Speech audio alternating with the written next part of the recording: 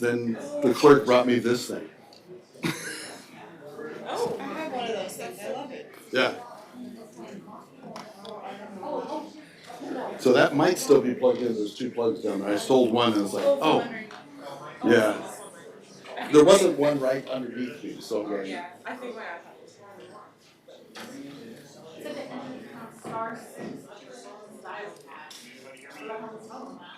oh, I can probably tell that. So star six, either way, to mute or unmute. Okay. So you might want to text him. I don't even have my phone. I have no way. We're not muted.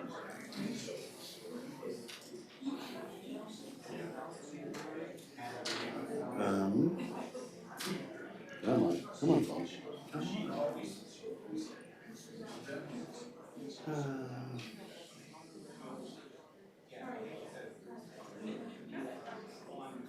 What's the phone number? Whatever's on there. 715-431. So 907 715. Yeah, it's Richard.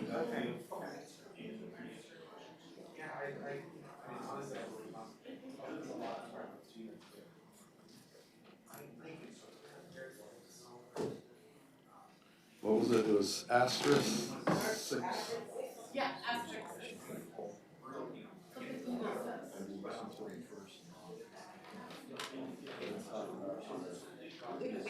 Have these for the public hearing. We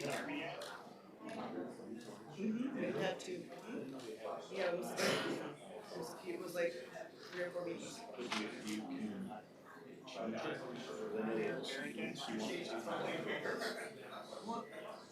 Are you saying, well, they're on public hearing for the public comment, then you guys can.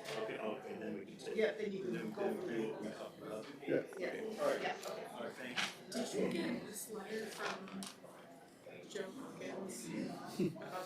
Yes. Do you know where that is? No? Oh, it's his property there? Yeah. What's the turn? There's enough parking. I mean, I know it includes that corner. Yeah, all the way down, but yeah. I told him I have to excuse myself from this because I will.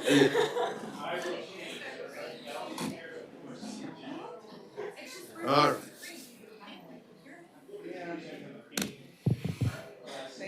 We're ready to rock and roll?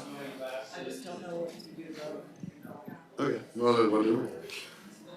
Okay, so we will call this meeting of the Palmer City Council to order on November 28th, 2023 at 6 p.m.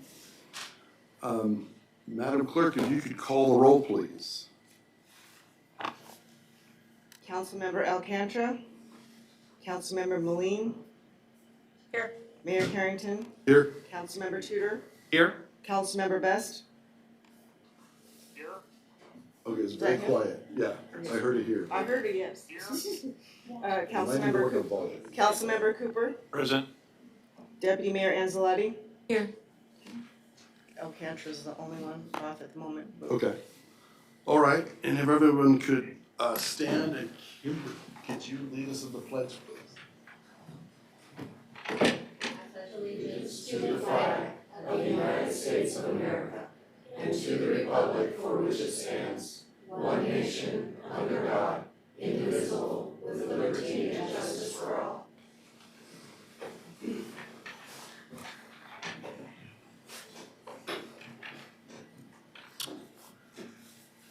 All right, next we have the approval of the agenda, which includes the minutes from the November 14th, 2023 regular meeting. What's the wishes of the council?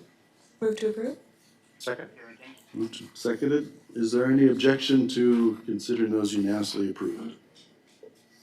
Okay. I heard Councilman Best, but I couldn't hear what he said. Mayor Carrington. I can barely hear you, Councilman Best.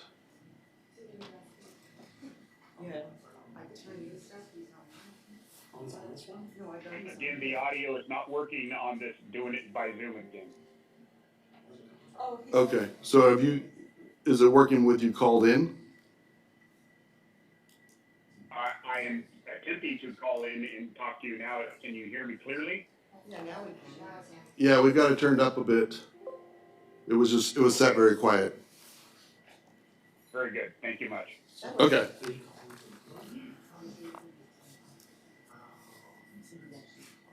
Okay.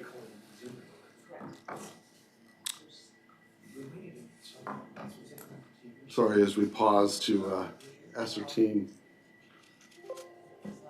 our technical challenges.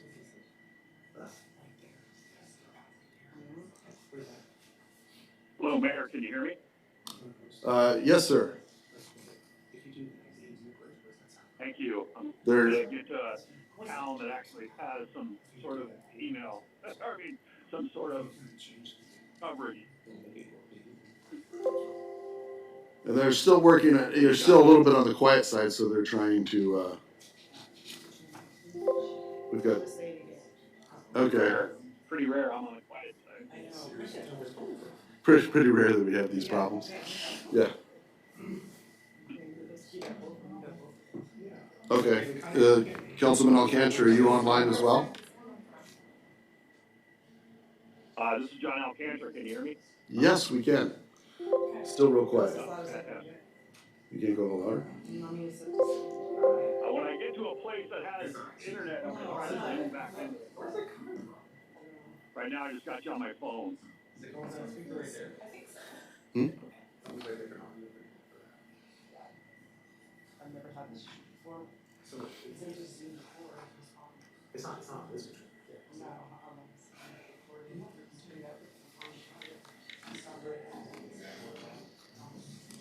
No, Okay.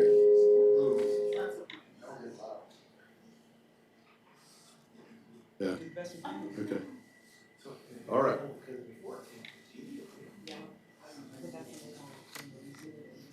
The TV's not on.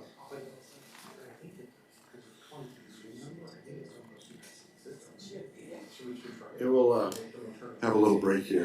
Stand at ease.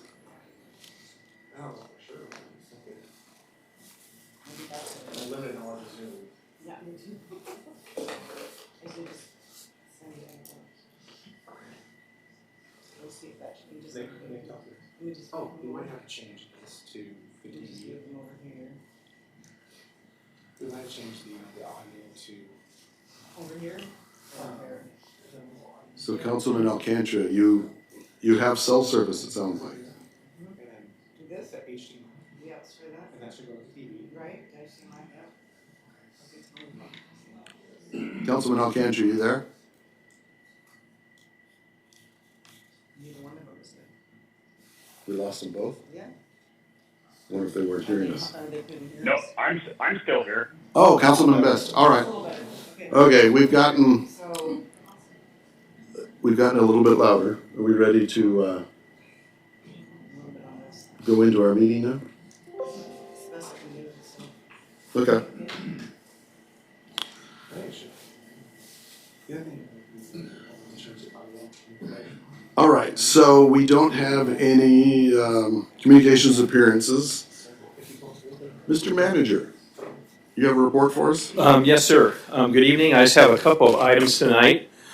First one, this coming week, myself and our finance director will be down at the Alaska Municipal League Annual Conference, helping others and learning some stuff ourselves. And then also, too, we have a very interesting thing that is coming up. And this is called the Palmer Emerging Technology Range. So essentially, Mayor Edna DeVries hosted a meeting today with our airport superintendent, John Dementi, and two folks from the University of Alaska Fairbanks, Dr. Catherine Cahill and Nick Adkins. So essentially, this is large-scale drones that they are working with one of our tenants, Doug Glenn of Glen Air. And this is going to be some emerging technology. And these are not the type of drones that You spend a little bit more than you want to for the grandson to fly around the backyard. These are large craft to take equipment out in the field, do safely, to do all kinds of interesting things, really working with our Alaskan entrepreneurs to expand business. So one of the things that's great about this is they need our cooperation, but that is all they're asking for. We have built the infrastructure at the airport. We have developed where businesses can come into our airport, and that is more than enough for them to do their job. And so, I mean, hats off to Mr. Dementi, Mr. Kelly, Ms. Kelly, and all the efforts that the city of Palmer has done in our municipal airport that are leading to great opportunities like this. So when this gets up and going in the next few months, I would like to ask to have a presentation on what they're doing and what this is all about, because this is really going to be great for South Central Alaska, and it's going to be right here in Palmer. Sounds very good. Is there anything else? Okay. Does the council have any questions for the manager? Okay. Next is the mayor's report. And there was, oh, what's that? No, I need to laugh. I try to go off the agenda. And in my report, there's a written report, and in it, one of the things I included was, earlier this month, I believe it was the Attorney General had written some letters and things about public schools and libraries and even public libraries. I included the accompanying letters that seemed to apply, that could apply to us as a city, and included them in my report. But I've also asked our attorney, Sarah Heath, to kind of go through it and prepare a report for us here probably after the first of the year to kind of give us some kind of understanding on it. And as I heard from listening a little bit to the Wasilla meeting last night, that people are trying to figure out what they're supposed to be doing, so. And well, other than that, there's the report for people to read. Is there any questions for me for my report?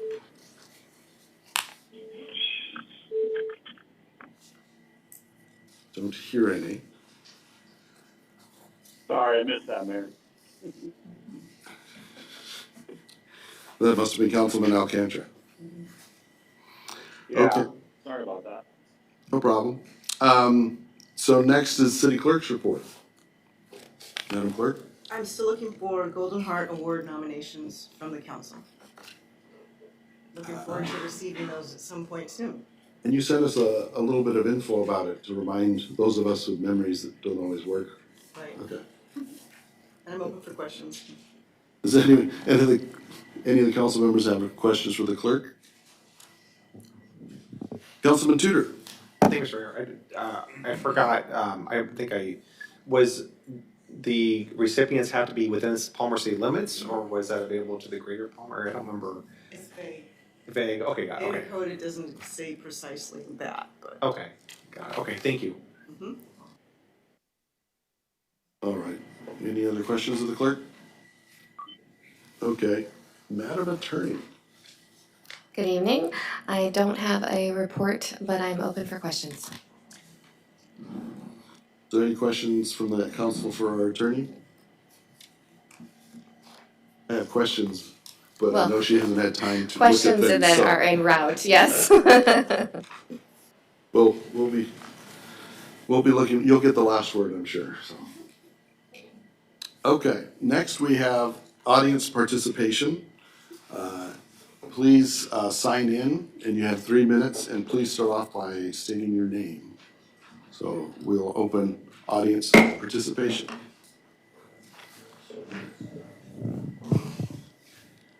I'm Travis. I live in Palmer. I'm sorry I don't have anything written down today, but the last time I was here, I had to leave early, and just when you started talking about dumpsters, and then one of the council members who's not present here mentioned the idea of using recycling bins, and I wanted to share the last audience participations of that particular meeting to thank you that there are some people that are interested in recycling, and if I planted a tiny mustard seed in one of the in the hearts of whoever's here, yeah, I think it was worth it for me. So yeah, I'm very happy about it. That's all I have to say. Thank you. Anyone else for audience participation?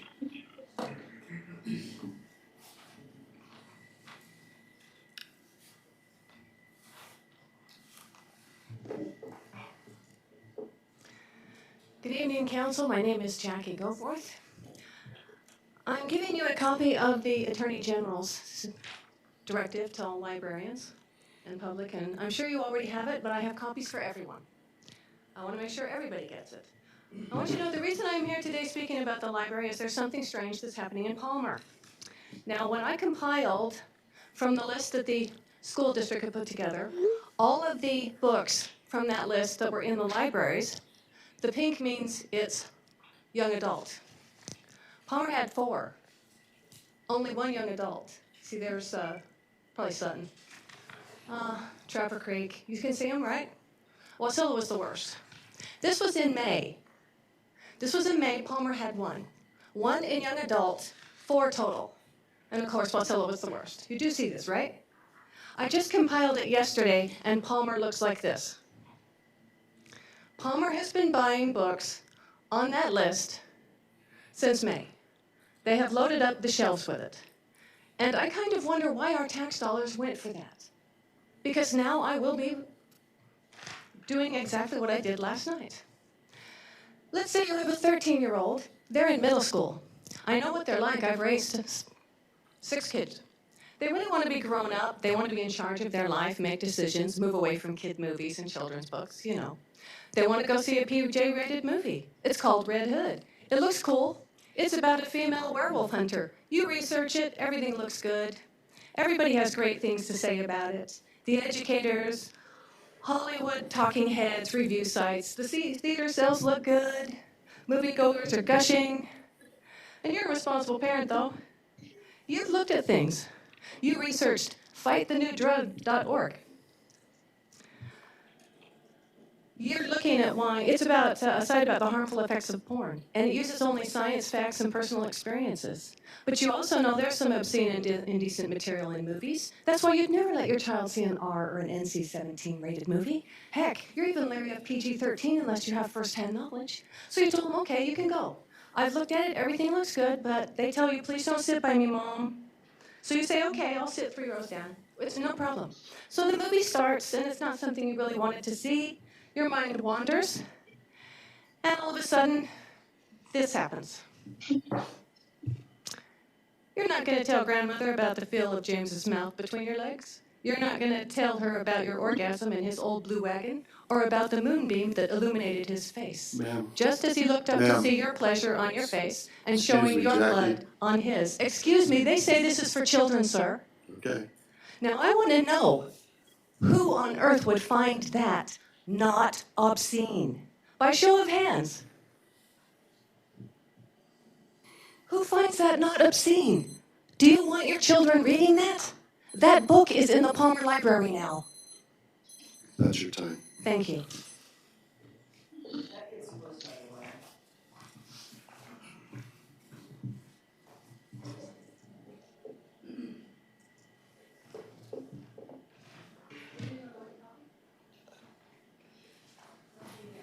My name is Karen Lewis. I've lived in Palmer almost 40 years.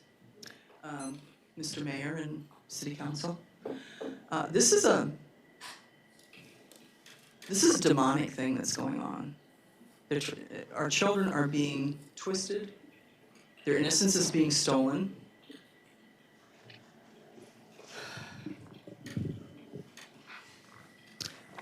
this book is in there now. It wasn't before, it was in Wasilla, and I challenged it in Wasilla, and Zane says, no, I'm gonna leave it in the 14-year-olds, in the young adults. Are 14, 15, 16, 17-year-olds young adults? No, they are not. So that should be changed. I should get my glasses. Can you take my purse, please? So a lot of these have, like, this one has the F word in it 127 times. There's one that has it, the F word in 140, for 14-year-olds, for 14-year-olds. We don't like doing this. We are trying to help our children. We're the adults. We're the adults, Mr. Mayor. We are supposed to help the children. This is identicals, about 2 identical twins. They're 9 years old. I don't even want to read this. It's awful. But if I say this is pornographic, that doesn't really tell you what it is. Someone had closed the curtain. Kaylee was scared. I tried to tell her not to worry, but just then Daddy burst through the door. I closed my eyes tight, made myself no more than a shadow. Something about him was different. I didn't want that something to find me. I cracked my eyes just a slit as he sat on Kaylee's bed, pulled her into his lap. He smelled of Bruton wild turkey, his peculiar potpourri. I love you so much, my little flower. Daddy needs something from my girl. Okay, sorry. I would like to try to keep the decorum of the public meeting to be non-pornographic as well. So, We want this stopped. We are asking that you formulate a committee. You're in charge of what goes on in that library. And right now there's a committee, there's a librarian. All of those guys think the same way. They don't let anybody participate, none of the people except they do. And they don't think right. If you think these librarians want this filth in there for 14-year-olds to get. And we have to do something about that as adults. We have to. We can't let this go on. We didn't know about it till now. They've been doing it for a couple of decades. But it's really accelerated, as you can see, in the last few years. I won't read it, but it talks in graphic about what happens when he molests her. Filthy words, filthy acts. The sex acts are ridiculous. It's gratifying. It's all about gratifying. And if you get pregnant, oh, well, you can just kill the baby, okay? Yeah, that's, I mean, it's kind of, that happens in our nation, that's true, but let's have the libraries a nice, safe place to be, okay? Please help, please help. that's your time. Okay. Thank you.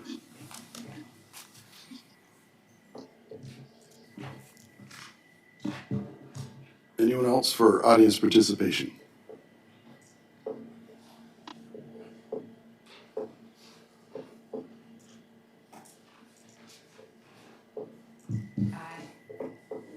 Hi, my name is Susan Poucher, and I am here to talk about some happy stuff at the library.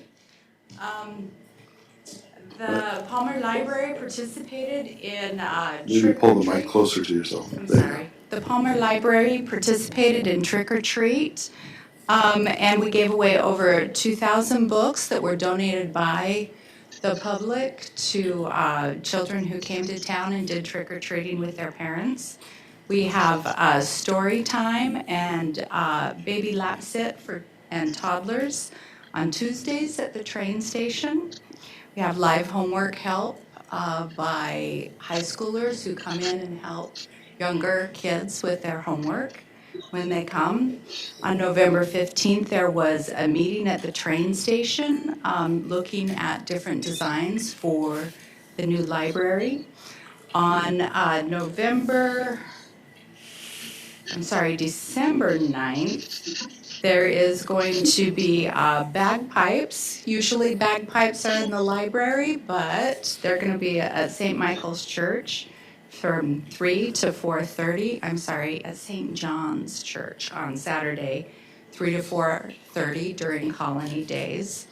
And after these two ladies spoke, I would encourage you, if you haven't been to the library, it's really quite a pleasant place, and there are no people trying to lead your children astray. There's no big signs, come read a banned book. They are It's a lovely place. Your community supports the library by the vote, by how many people voted to have a library. So come take a look at the library for yourselves. And I would encourage you to read through the policies you have in place having to do with books and people asking for books to be removed from the shelves because they are really good policies that most of the state has in place. It's not that your library is an outlier. They are good policies and they protect the First Amendment rights of the public. This is not a children's library. This is not a school library. This is a public library. And your policies protect First Amendment rights of the public.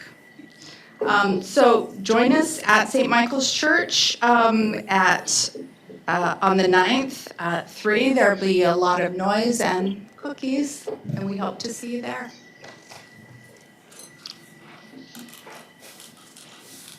Anyone else for audience participation?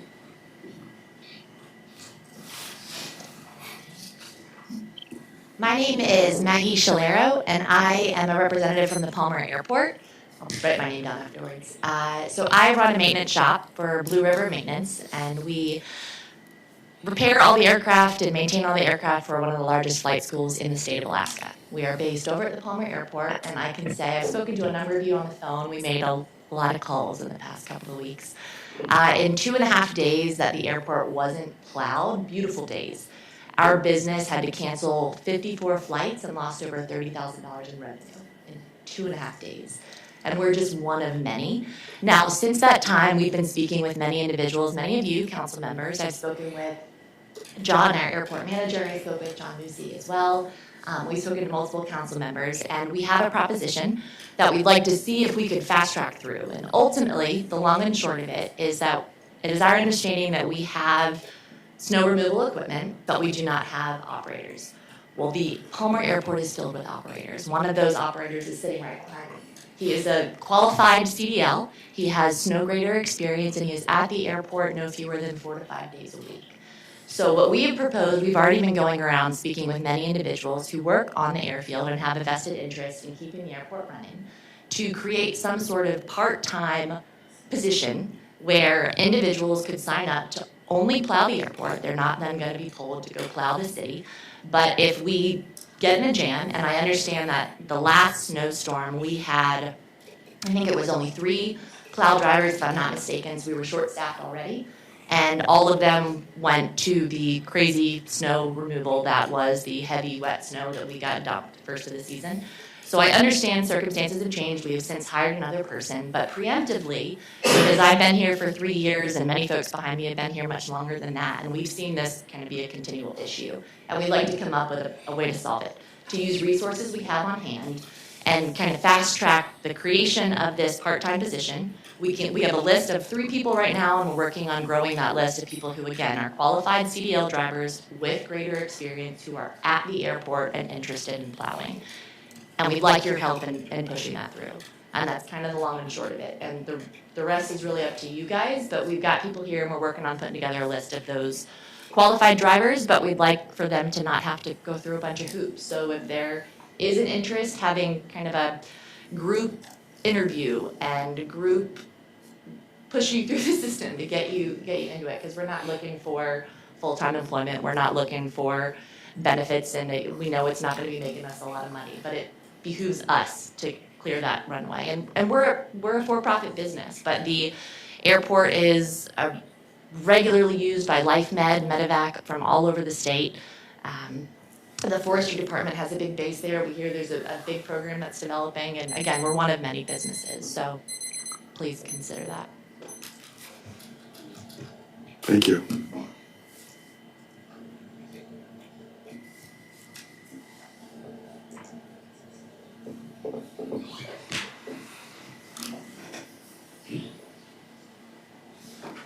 Is there anyone else for audience participation?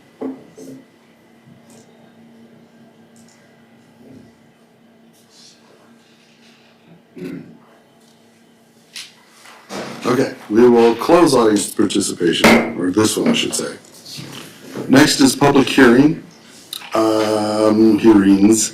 Resolution number 23-032, authorizing the city manager to accept funds in the amount of $104,517.15 from the U.S. Department of Homeland Security under the 2023 State Homeland Security Grant Program for the purchase of portable radios, along with the necessary equipment to be able to deploy them, such as antennas, microphones, wirings, holsters, and programming.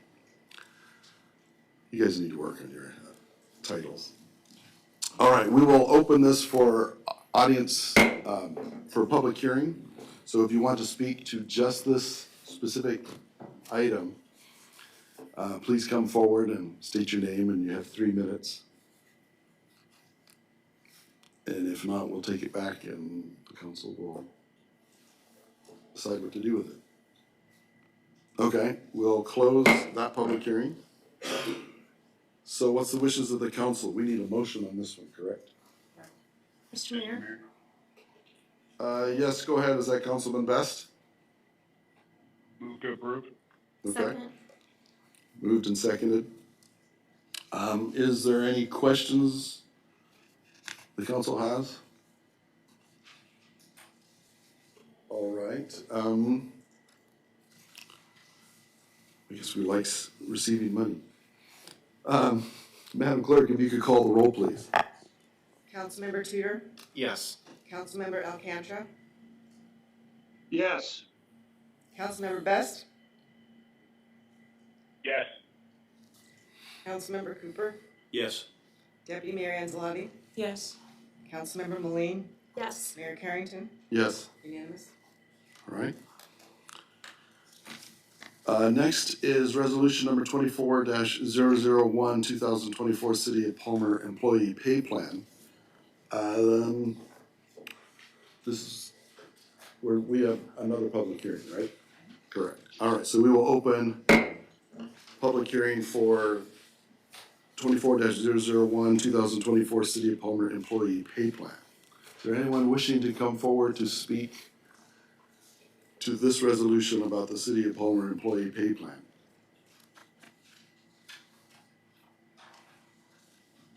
Okay, we will go ahead and close the public hearing. And I believe we already have a motion on the floor for this. What's the wishes of the council? Are we ready to discuss? Are we ready to vote? Who wants to go first? I have a question, Mayor. Councilman Cooper. I'm confused as we have 2 pieces of paper in the dockets, and this says, when you adopt this, effective pay date, pay plan to be January 1st, 2024. The first one says City of Pay Plan, January 1st, 2024. The second one says updated pay plan, same date, January 1st, 2024, implement 1/8/2024. If this gets approved, which pay plan are we in fact approving, and is it in fact both at the same time? Mr. Manager, go ahead. So it's a good question. Thank you for asking. So the one you see first that's dated implementing 01/01/2024, that is what has been proposed in the original submittal to the city council. If you approve it without doing any change, that my assumption would be, and the clerk would need to correct, that's what you would approve. That is what is existing. The second pay plan that you called out is 01/08/2024. That would have to be, if you choose to do that one, would have to be substituted to approve. You're not approving both, you're approving one or the other. But if you just approve a pay plan, it's the existing one we've been operating under for 15, 20 years. Okay. Councilman Tudor. Thank you, Mr. Mayor. I just had a question from the city attorney about the pay plan, based upon a comment from the last meeting where I believe you stipulated that we do we need to pass this new pay plan now for legal reasons, or is this like an imperative thing, or are we able to work on this a little more in the kitchen and kind of, make a better cake out of it kind of thing. I guess I'm trying to figure out how quickly we need to act on this. Madam Attorney. I have a two-part answer to that, not to be legalese on you, but to be legalese on you. So currently, we don't have, it was the old overlays that they used to be that kind of built different concepts. So the framework of having why an individual, what their scope is hired, at what level, that's the piece that we don't currently have. So in the event there was accusations of sexual assault or favoritism or ageism or any of those, we would need to, in the discovery process, if there was a lawsuit, establish that there wasn't any bias between a director and an employee. Like, that is not on the pike, or, that's not coming down the line. I have no concerns with that because we have amazing directors. However, having a framework in place that is created neutrally is a real asset for us in terms of eliminating any potential expectations of bias or any potential opportunities for bias from the director's level. That, however, does not mean that this specific pay amounts or the levels need to be agreed on by the city council if they wanted to do those different parts. But the part where we need a structure in place is the part that I would encourage quicker than faster than not. However, the other component with the pay and who gets what, and that distinguishes if those were separated, and I don't even know if that's possible. John's probably going to kick me. Then that part is not required from a legal perspective. It is the neutral, unbiased argument of here it's at. And frankly, even having this established and it semi-matching our current roles, if there was a lawsuit that hit tomorrow, then that would be my argument is, look, this matches what a neutral analyst came in and said, clearly we don't have any bias. So the benefit of it from a legal perspective to defend is that there is a neutral individual who's come in and established this is why you're at this position and this is why you can get promoted or demoted based on these standards. Follow-up question to the Councilman Cooper. follow-up question to the attorney. I thought that this is part of the as part of the budget, that it would have to be one or the other has to be approved at this point, or when we approve the budget, that one has to be approved. Is that not correct? I think the budget conversation would be separate. I will defer that to John. But from the legal request regarding, what we have for legal protections, that's the component that would be more urgent than not. I can speak traditionally with the city council, you approve the separate pay plan. If you decide not to approve a pay plan, it'd be my assumption we would still be working off what we have existing. Councilman Cooper. It's just a general comment. 2004 is when the last pay plan was approved. I find that pretty appalling that it's been taken 19 years that we haven't done anything other than add a few dollars, and 4 cost of living increases in that time frame. I guess, for me, my recommendation is, we need to go forward, and I think we need to, pass the plan that's in existence, and then from there get a committee or something and go back and relook at the pay plan and make a decision on how we make it better. Councilman Alcantara or Councilman Best, did you want to jump in at this point?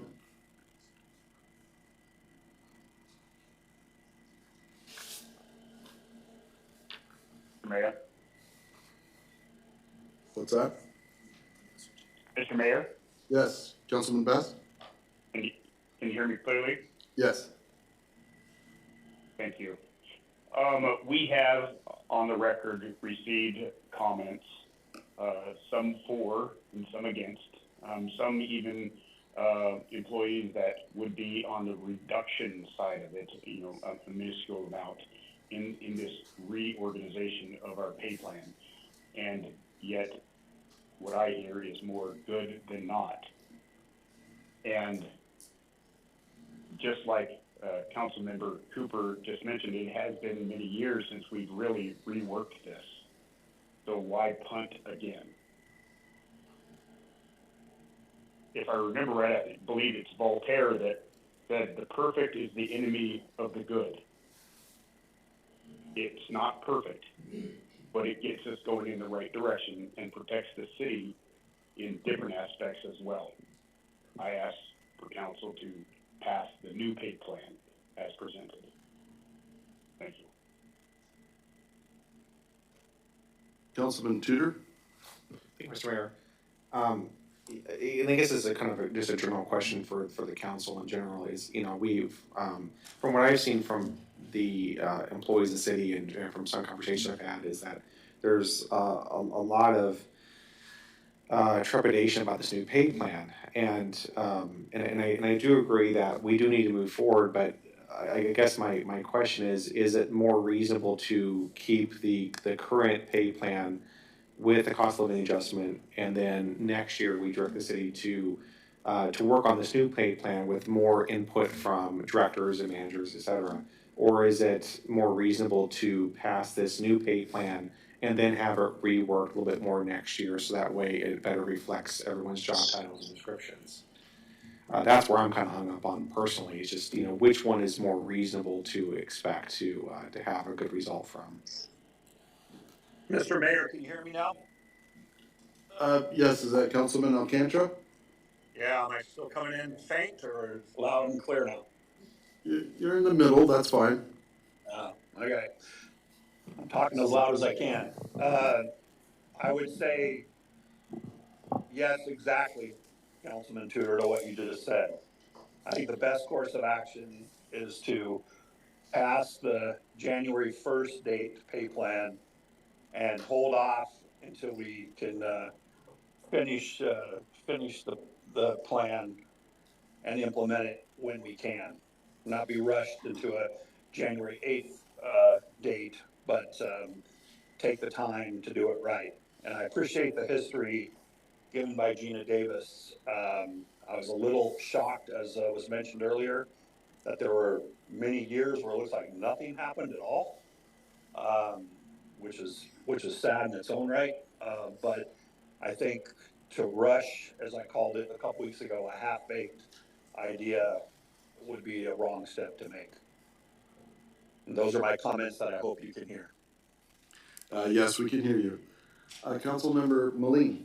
Thank you, Mr. Mayor. A couple of questions and maybe some commentary thrown in. The question is to the city manager, if I may, Mr. Mayor, is that tonight you had explained some of the recommendations, and because I know that we're all concerned about the budget, and we're concerned about how much money is going out the door, to be quite frank. But you had mentioned in this handy little packet that you gave us in regards to a surplus. And with that being said, I agree that we need to look at probably the cost of living increase. But I also think that as we've all stated and acknowledged, that this has gone on for so long. And we also, some of the questions that I have asked is in regards to anybody who might have a deficit or feel like they're being moved in a backwards direction with this pay plan, and we were assured that they would not be. So I would like for maybe perhaps the city manager to address that, but also I would like to just be firm in my statement that I do believe that we should move on with the new pay plan and just rip that Band-Aid off. Mr. Manager. So in this budget, before you approve, we have budgeted less expenditures than anticipated revenue by approximately $350,000. It's on your last sheet. So there is some room to maneuver, which was intended. In fact, it is $357,508 at this point in time. And as is general fund, we take other salaries and benefits out of our other enterprise funds also. So that carries some of the burden. So what else would you like to expound upon, Pam? Could you, There you go. sorry. No problem. Thank you, Mr. Mayor.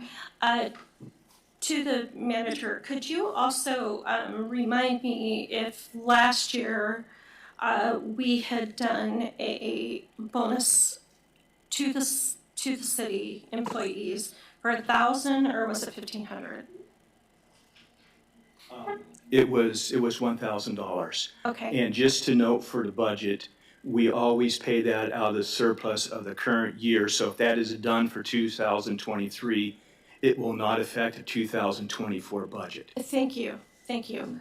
So what I'm hearing you say is that there's plenty of room with some planning and kind of anticipating this pay plan, that there's plenty of room to maneuver there. As manager, I'd say there's some room. Some. Thank you.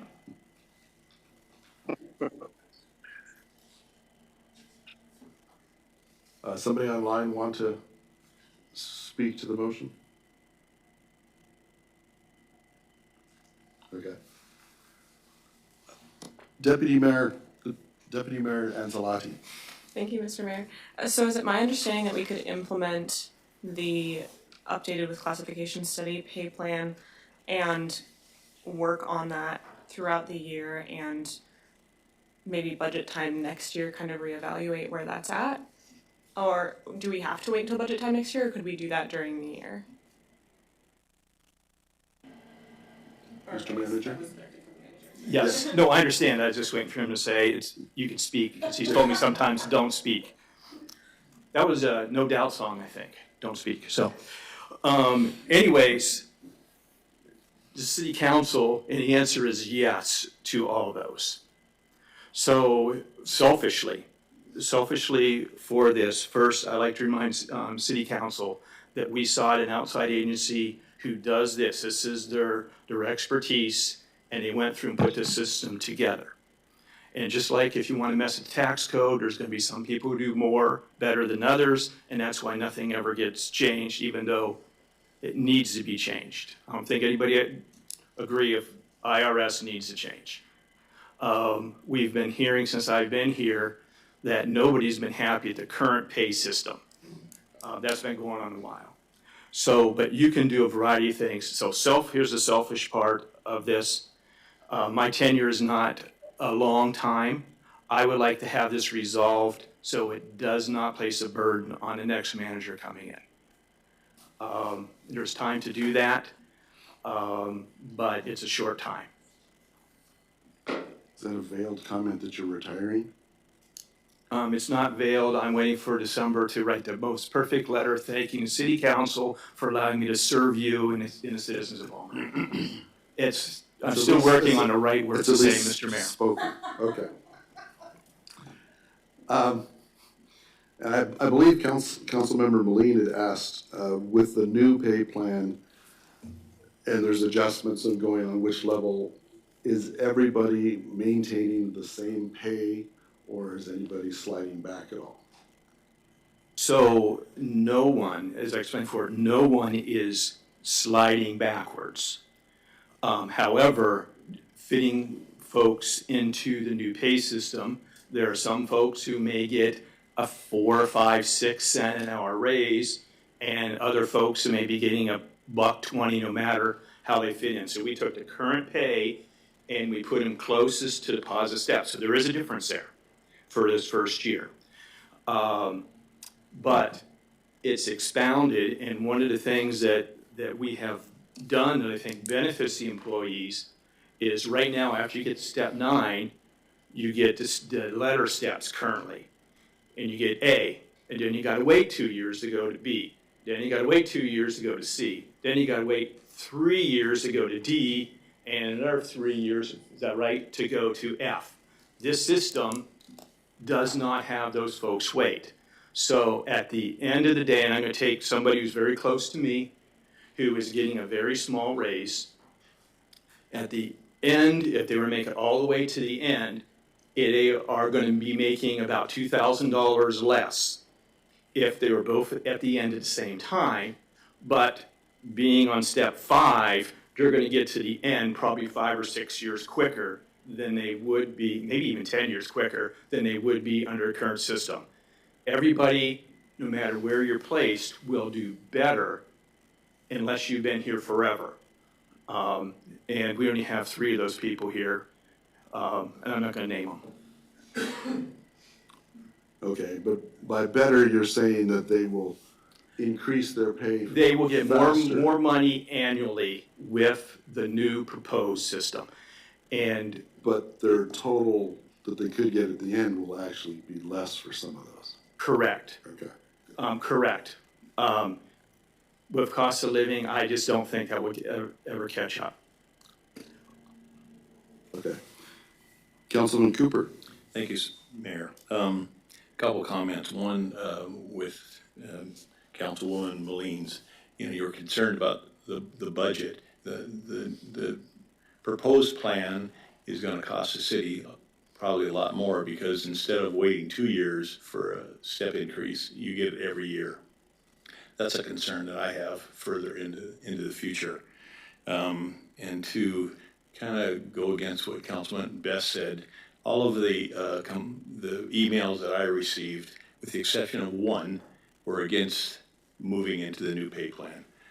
So I'm a little concerned about that. And to answer Councilman Tudor's question, I would propose that, if we go with the original plan, that we start in January, not wait to the budget year in October. You start right away and redo and reevaluate the plan that we have and make sure that everybody is where they should be, where they want to be, meaning that we have a committee that meets with every individual in the city and find out where they are and what's going on. And like I mentioned, I'm concerned that cost of living in Alaska is 30% higher than it is anywhere in the U.S. And a comfortable living in Alaska is $57,000+. And if that's post-tax, if it's post-tax, then they're making a whole heck of a lot more than that, and we don't have those people, and I'm concerned about that. So, just some general comments. Thank you. One of my concerns is that the new system is based mostly off of job descriptions, and there was kind of a minority of them that were updated in this last year, and so I guess to me that's concerning that in my mind, I wish we would have actually gone through and updated all the job descriptions. So in my mind, if we're going to go with a new plan, I would want to say that all the job descriptions need to be updated in the next 6 months and just make that a stipulation of our motion instead of waiting until the end of the year. Deputy Mayor Anzalati. Thank you, Mr. Mayor. Is it possible that we could have a sort of committee, as Councilman Cooper was suggesting, or a panel of people who could take care of that implementation in the next 6 months? We're in the council, so if we can come up with 4 votes, we can do a lot of things. I don't know, Mr. Manager, would you have any suggestions if we were to say, hey, we want to revisit everybody's job description in the next 6 months? How would that, how could you make that work? What resources would you want? So I do have a question for Councilperson Anzalati. Are you suggesting that City Council put together a group to review the job descriptions? Yes. Okay. So to do that, if that's what you like to do, I think we need some professional help on people who understand the methodology and the actual job descriptions. So just want to reiterate, we have always had to call out every year for job description updates, and it was the same thing at this point in time. Those who didn't do it only wanted to do it after they found out, oh, I want more money. or I want more money for this individual. So my concern with all this is it's a system. It's a neutral system. And my concern is, as manager, we don't look at the personalities, we pay for the job. I think most of these issues is I'm not getting what I want, or I'm not getting as much as that person over there. And then it makes the whole payroll subjective. What I'm gonna do, and I'm gonna do my very best, whatever city council decides, I want you to know that. But I also think we put a lot of time and effort into this system. And the system will automatically, when the job descriptions are reviewed and analyzed, will make the system adjustable and keep working based upon the requirements of the positions. But if city council wants to do that, I would strongly suggest you have somebody guide you that does not have a dog in this fight. And another alternative could be there's such a thing as a special committee where you could have a couple council members working with other people that are accomplished in the subject matter. So we could form a special committee to handle it, because having the entire council, I think, would be very unwieldy. Councilmember Moline. Yeah, thank you, Mr. Mayor. I'm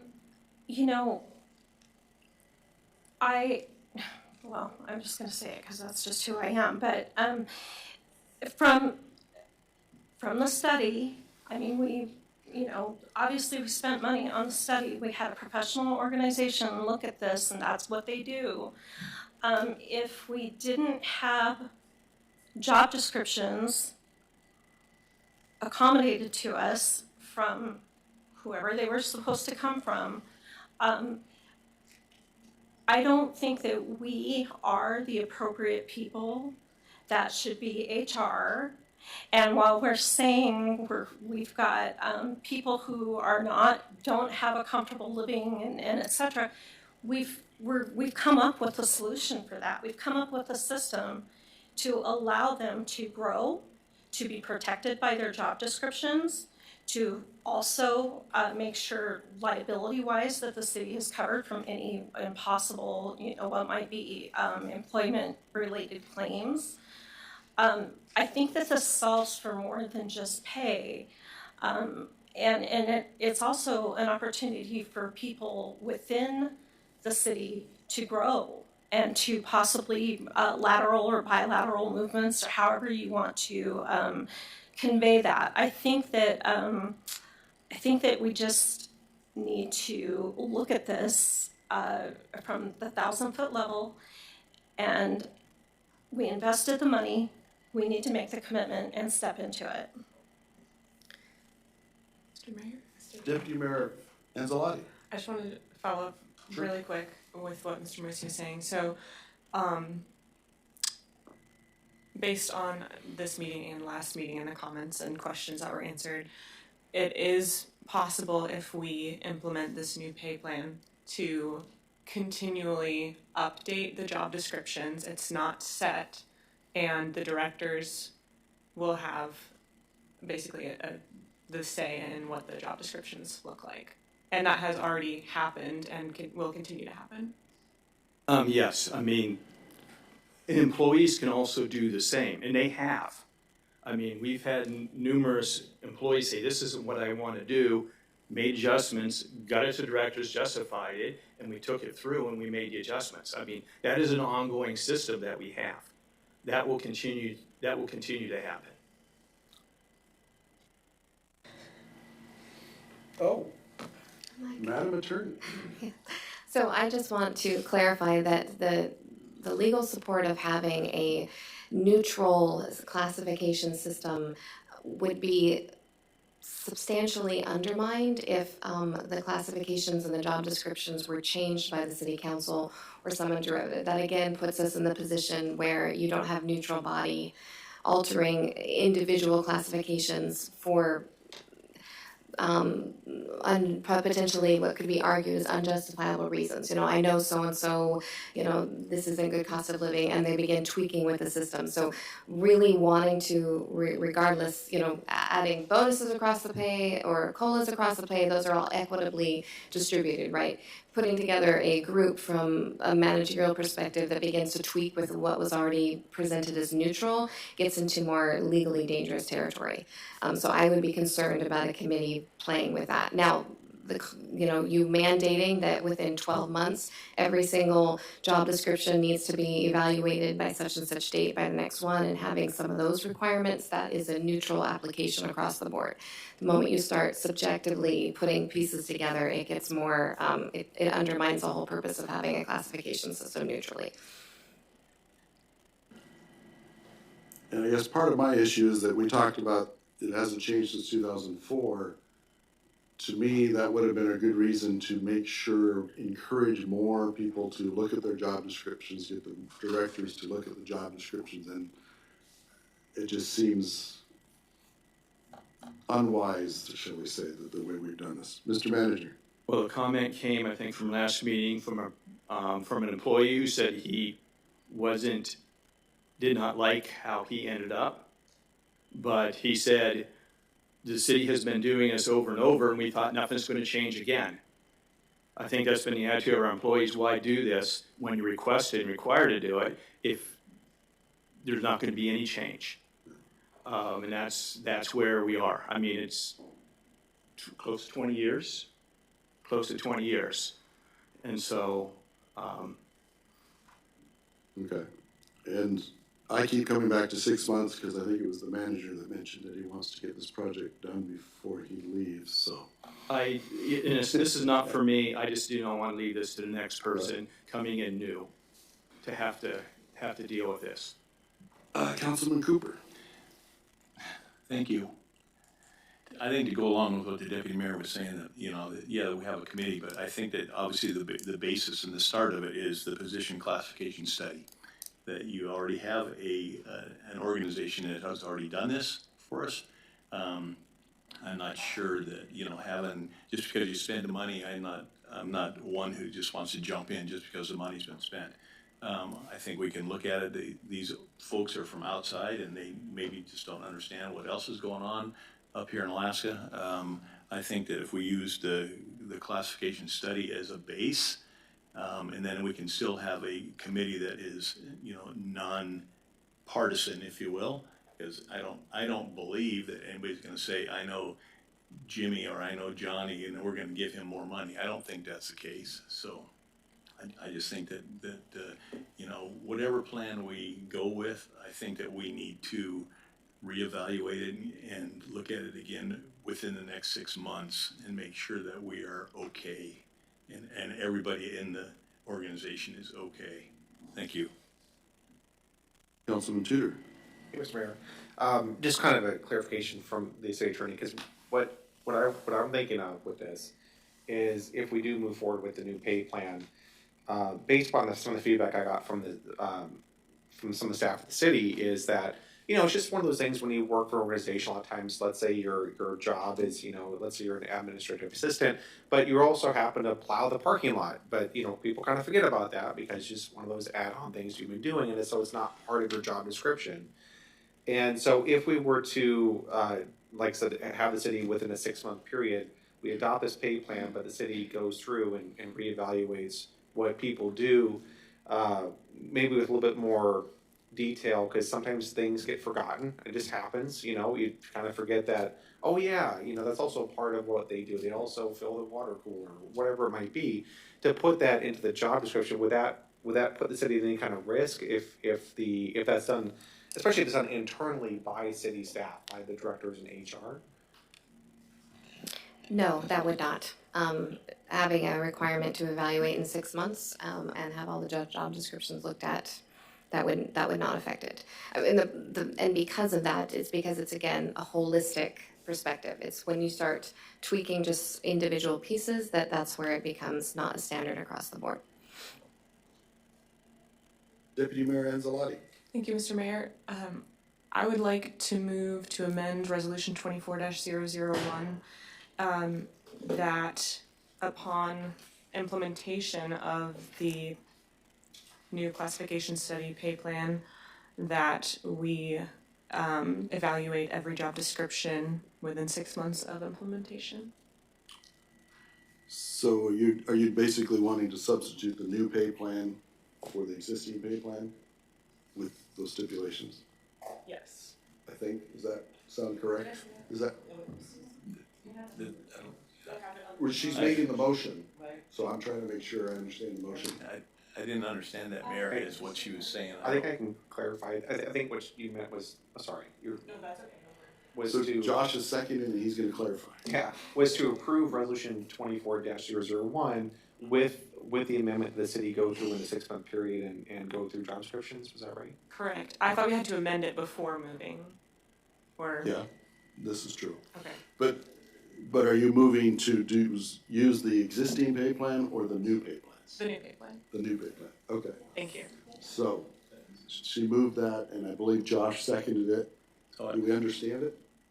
Councilman Cooper? No, I'm a little confused because the resolution talks about the pay plan January 1st, 2024, which is the original pay plan. Right. It doesn't talk about, accepting. So what is the deputy mayor saying that we want to change the resolution as well?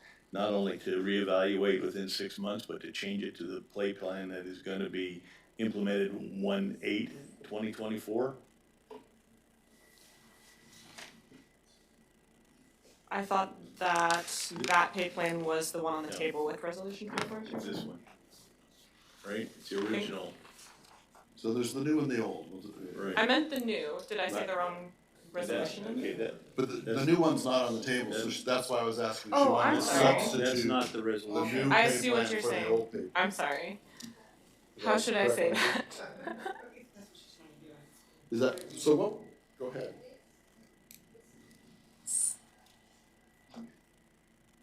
I would like to move to adopt the updated classification study pay plan implemented on January 8th, 2024 with the stipulation that we evaluate every job description within 6 months of implementation. Second.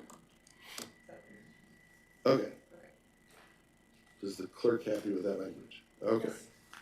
All right, any comments, questions, debate on this motion? Do we follow what we're doing? Mr. Mayor? Yes, sorry, who's that? Is that Councilman Alcantara? Yes, sir. Okay. So,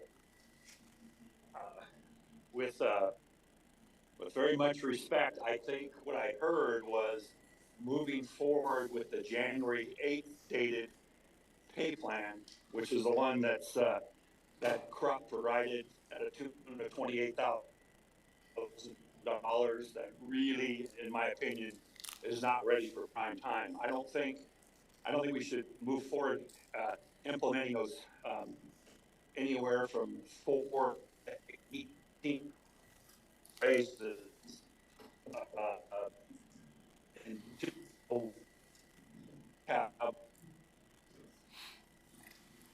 Okay, so, the pay plan dated January 1, but the pay plan dated January 8th that has those 16 to 18% top end raises, I would very much not be in support of. okay, because yes, the motion was to adopt the new pay plan. And you're saying you're not in support of that, okay? Well, and I'm saying it's too risky to adopt it and then say, now we're going to take 6 months. We're going to give you these raises, and then we're going to take 6 months to reevaluate the job descriptions, and then potentially we're going to take those raises away from you. I mean, thinking of something that's right for grievances, just cause, and a lot of expensive arbitration, I would say that's a slippery slope to go down to implement that proposal the way I understand it being presented. Mr. Mayor. Okay, so that is your comment. All right. Councilmember Moline. Thank you, Mr. Mayor. It's my understanding that the job descriptions is in reference to any of those that were not turned in the original study. Did I misunderstand?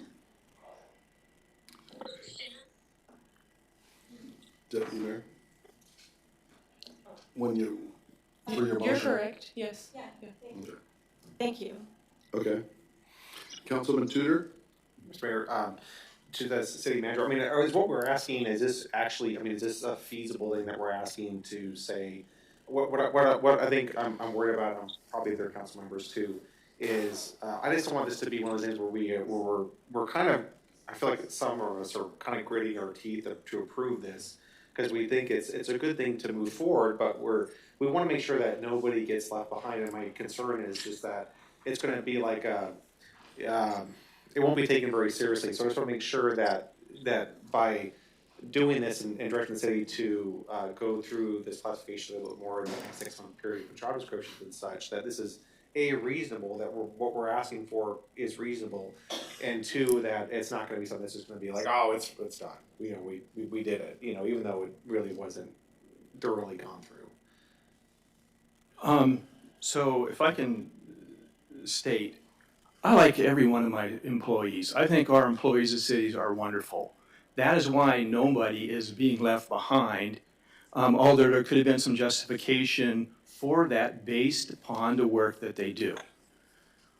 This is doable. I mean, with 6 months, and this is not somebody from an outside agency who's never been here, who only comes up and spends time on Friday fling days and never comes in City Hall, doesn't know what's going on. These are from the employees and their supervisors and the directors. We're getting information from people who know the job, perform the job duties. 6 months, I mean, I think that's more than reasonable. This system is based upon what jobs you're doing to be updated annually every year. This is just not a one-time shot that, oh, we don't do anything like we did for the last 20 years. This is a system that will move forward as we adjust, because jobs do change. The other thing, too, is none of the employees are sutured in their current positions. We have many people who we see skills and we move into greater positions, which result in more pay. I can probably name a half dozen just within the past 4 or 5 months that's made a huge step, and that's what we want to see. So I think, I'm getting a view that, we're trying to stick it to the employees with the system. It is not. We're trying to fix something. It's turned into something nobody likes over 20 years. But yes, if you approve this, we will certainly make it work. And we think it's a fair way to make it work.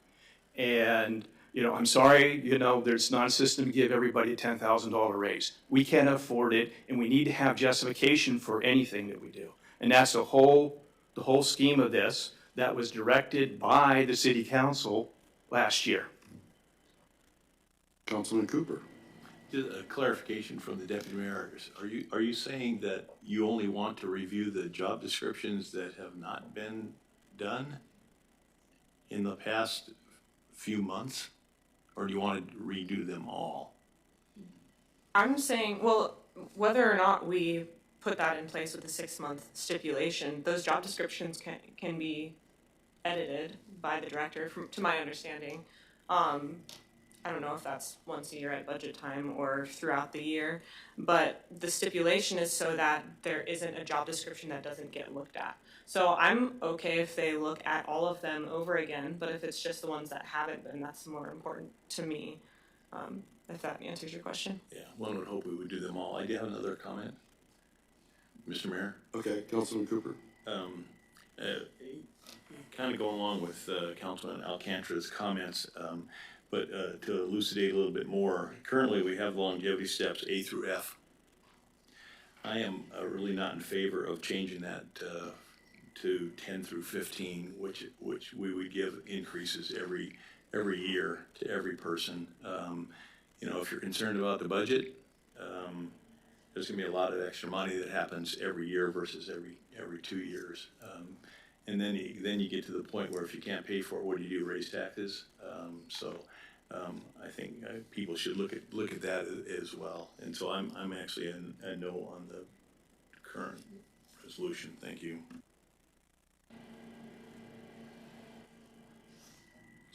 Okay, are we ready to vote on, would be voting on the amendment, which would replace the existing pay plan with the new pay plan and add a 6-month evaluation of all the job descriptions. Mr. Mayor, if I could? Yes, Councilman Alcantra. Thank you. One more thought here. If we move this forward, it'll be too late to delay this vote until the December 12th meeting. I mean, we're going to go, a bunch of us, including myself, we're going to go to AML next week. This seems to be a pretty hot topic item. I know it's mentioned earlier that the overwhelming majority of emails received were against this new pay plan. And I've spoken many times about, despite Krupp's work, I have great respect for the work Mr. Moosey, Ms. Davis, Ms. Green, and everybody else did. It's just Krupp fumbled the ball on this one. And this is not a good pay plan. And talk about a budget killer. I mean, look at some of those raises. They're in the mid-teen percentages. And I just think implementing this now without taking a little bit of time, pump the brakes, another 2 weeks, maybe everybody's back. I'm sorry I'm gone, but I think this is rushing something that doesn't need to be rushed. Thank you. Okay, and as far as procedure, we would be voting on the amendment, and then we would come back to the actual question, and if you wanted to make a motion to postpone it till the 12th, that would be, you could try to see if you could get a second. Okay. Are we ready to vote on the amendment? Okay. Madam Clerk, if you could call the roll for voting on, was it primary amendment 1? Councilmember Tudor? Yes. Councilmember Alcantra? No. Councilmember Best? Yes. Councilmember Cooper? No. Deputy Mayor Anzalotti? Yes. Councilmember Moline? Yes. Mayor Carrington? Yes. 5-2. 5-2, okay. Passed. So, are there any other amendments, or are we ready to vote on resolution number 24-001 as amended? Mr. Mayor? Yes, Councilman Alcantra. If it's the proper terminology, I move to postpone action on 24-001 as amended until Tuesday, December 12th. Okay, is there a second?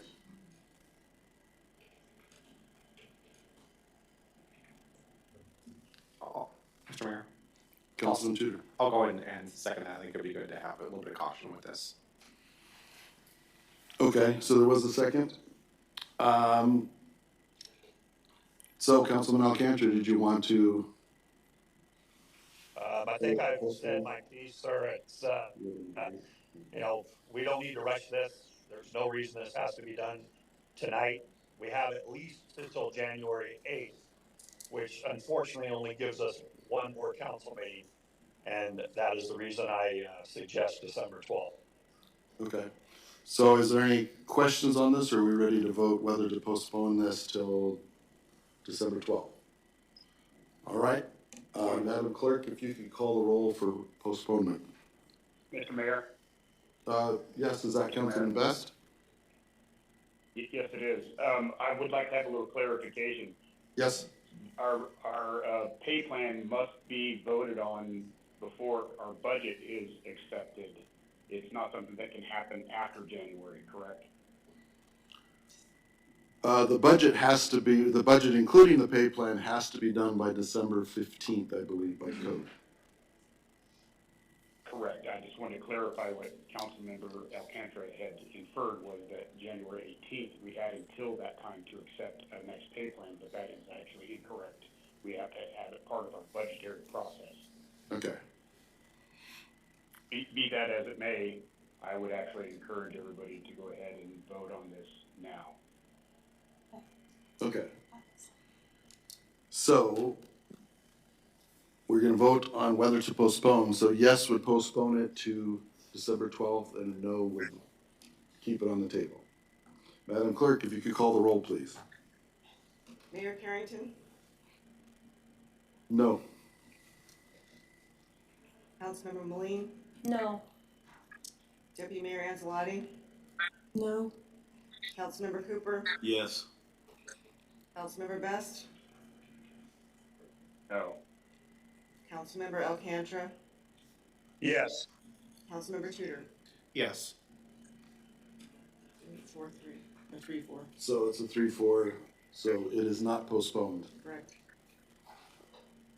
And now I should remind people that if we go up to close to 11, we have to vote with a positive vote to go past 11 tonight. Just a reminder. All right, is there any other questions, comments about Resolution 24-001 as amended? Is there any other amendments? I'll make a final comment, Mr. Mayor. Councilman Alcantara? Just remind my fellow council members, the overwhelming majority of emails were against this plan. That's A. B, there's no need to rush this plan, even with what Councilman Best said. December 12th would have given us 3 days before the 15th deadline. This thing is designed by Krupp. It's heavily weighted towards top-end staff and leaves a lot of our staff out in the cold. It's a bad plan. I don't think we should pass it. That's about all I can say.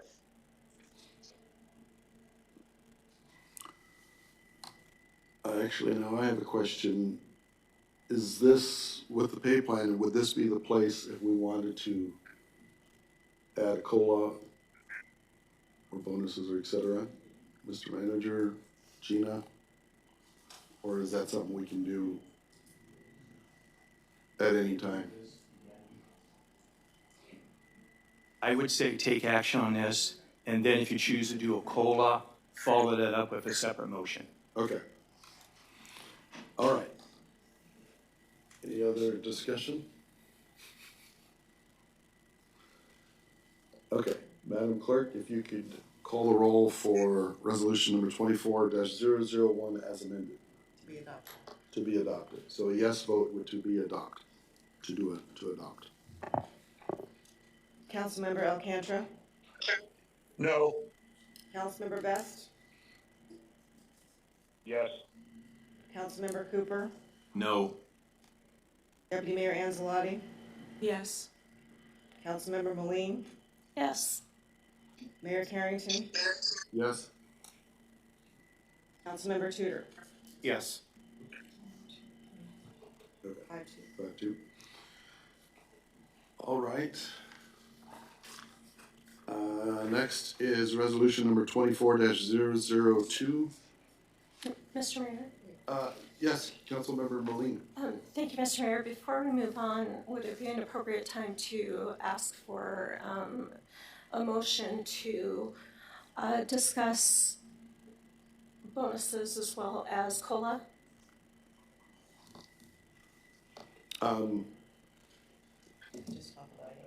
Right. Yeah, it'd be a good time, and especially if some of these things involve calculations, we could ask it Yes. and then bring it Thank you. back. Thank you. So I would like to make a motion to discuss or put on the table the bonuses of $1,000 for the employees, as well as the increase of, I believe, 3% COLA. I would second that. Second. Okay, it's been moved and seconded, and that was for a bonus of 1,000 and I didn't get the other part. 3% COLA. 3% COLA. Would it take very much to find out what that means on budget? It would not. Just as a reminder, that $1,000 is a bonus. It would come out of the 2023 monies. And then we do a COLA for 2024 of what, 3% on this, what you just approved. And so we will have that in how many minutes?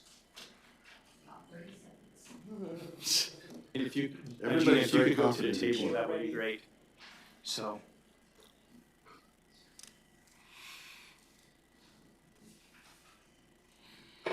Or we can take a little break. That works too. Oh, here's Gina.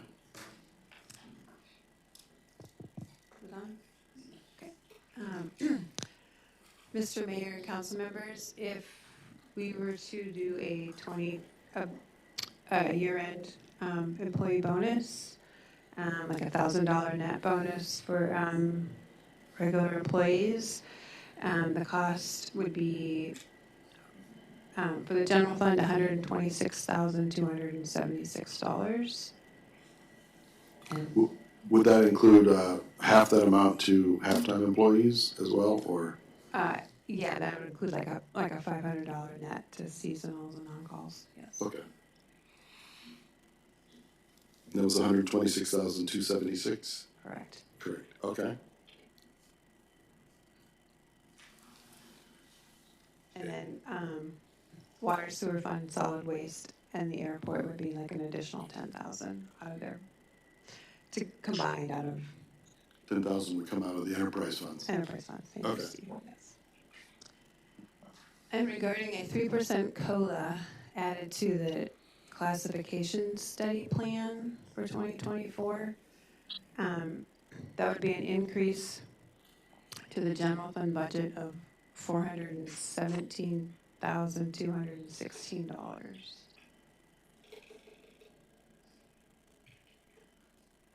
And 417,216? Mm-hmm. And in addition to that, with it, in implementing the new pay plan, wasn't there an additional cost as well? That's included. That's included in the 417, okay. All right. Any questions of Gina while she's there, has the microphone?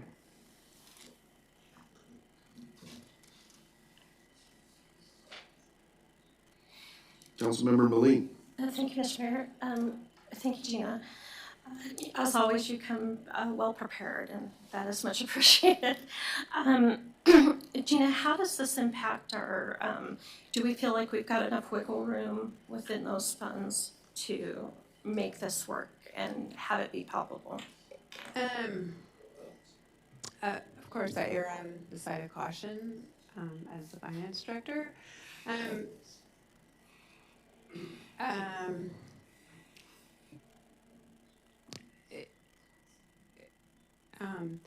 You know, it's going to be adding to additional costs down in years to come, and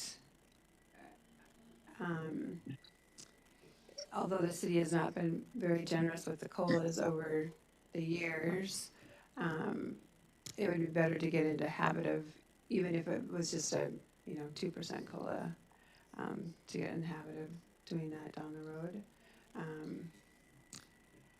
Right now it looks okay, but I'm cautious. Thank you.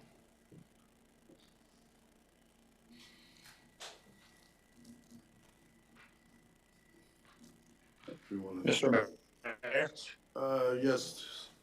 Who was that? Councilman Best? Alcantara. Alcantara. Councilman Alcantara.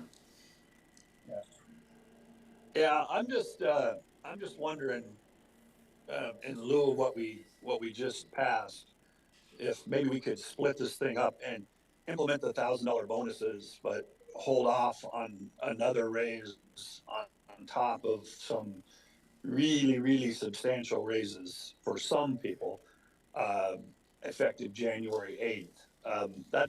That's over $500,000, about $550,000.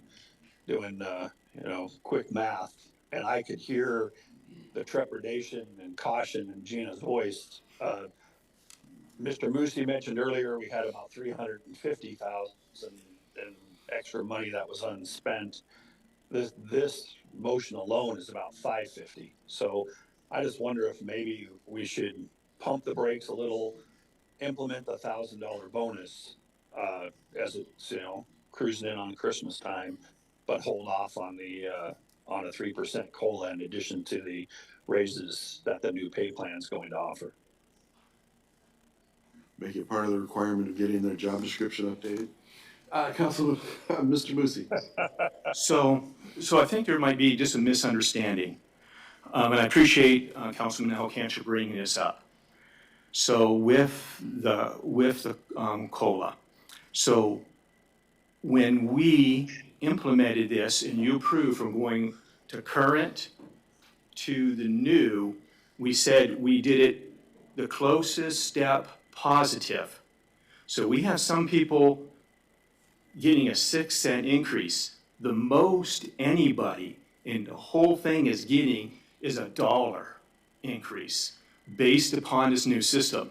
So it's not, $5,000, $10,000, $15,000 that any employee is getting.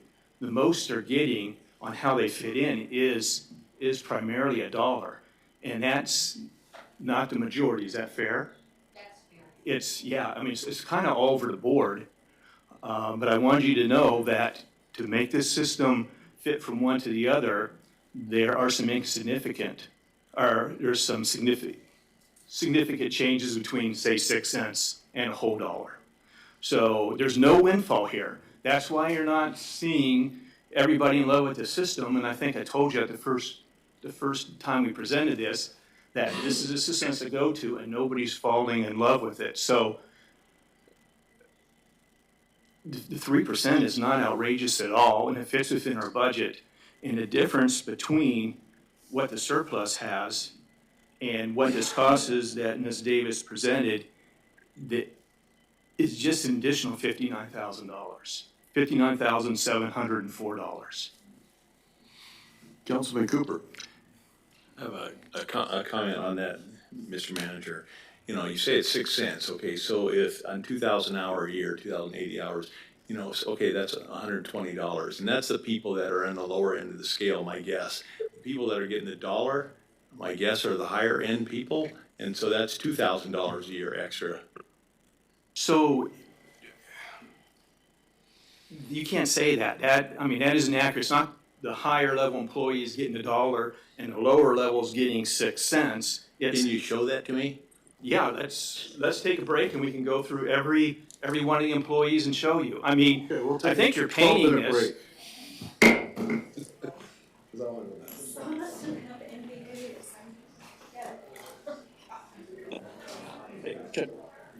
Mr. Mayor, can I ask the city manager a question?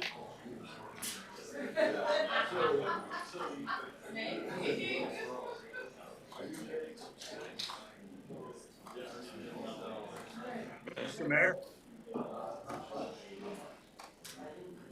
I think they went on break, John. Well, Richard, what he's saying is inherently wrong from the jump, because if 80 employees. Hold on, John. Yeah. We're both part of the public meeting, and this is, it's somewhat heard out there. I'd like to not have a conversation. Okay. Understood. Thank you. We can hear you. Oh, good. Can I ask Mr. Musi a question? No, we're on break. Oh.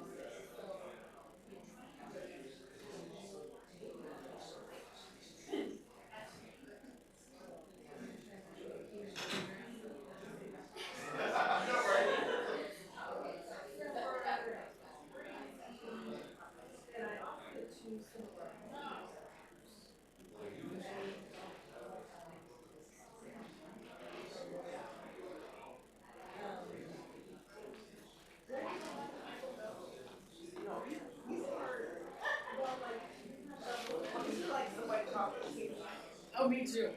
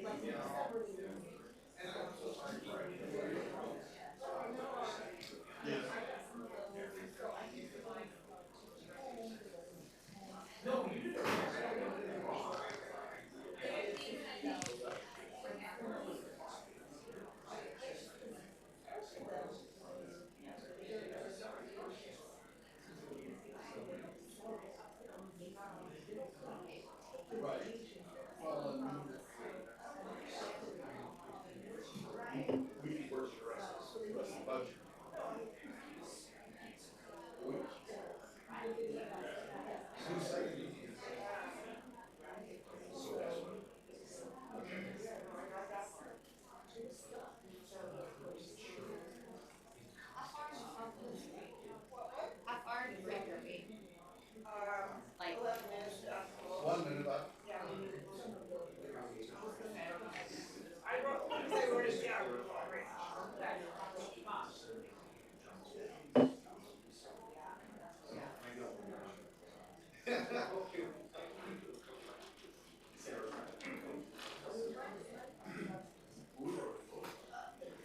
Oh, yeah, but, well, yeah, because I think like myself too, was that we're gonna start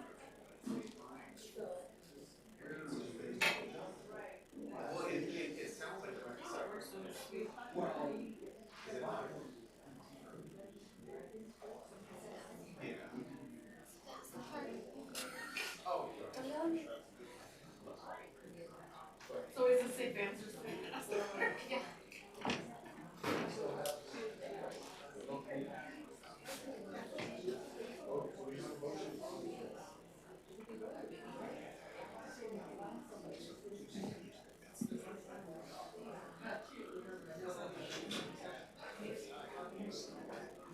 Huh?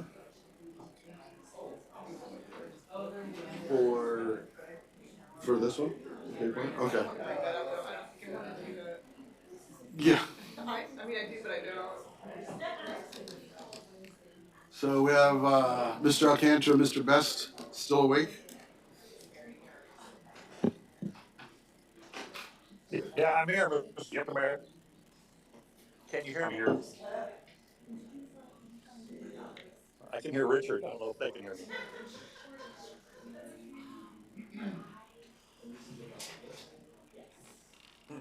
Can you hear us, Mr. Mayor? Yes, sorry, I turned my mic off because I was getting asked something else in my other ear. There you go. Okay. And we're missing a couple of council people. Yeah, that takes a bit.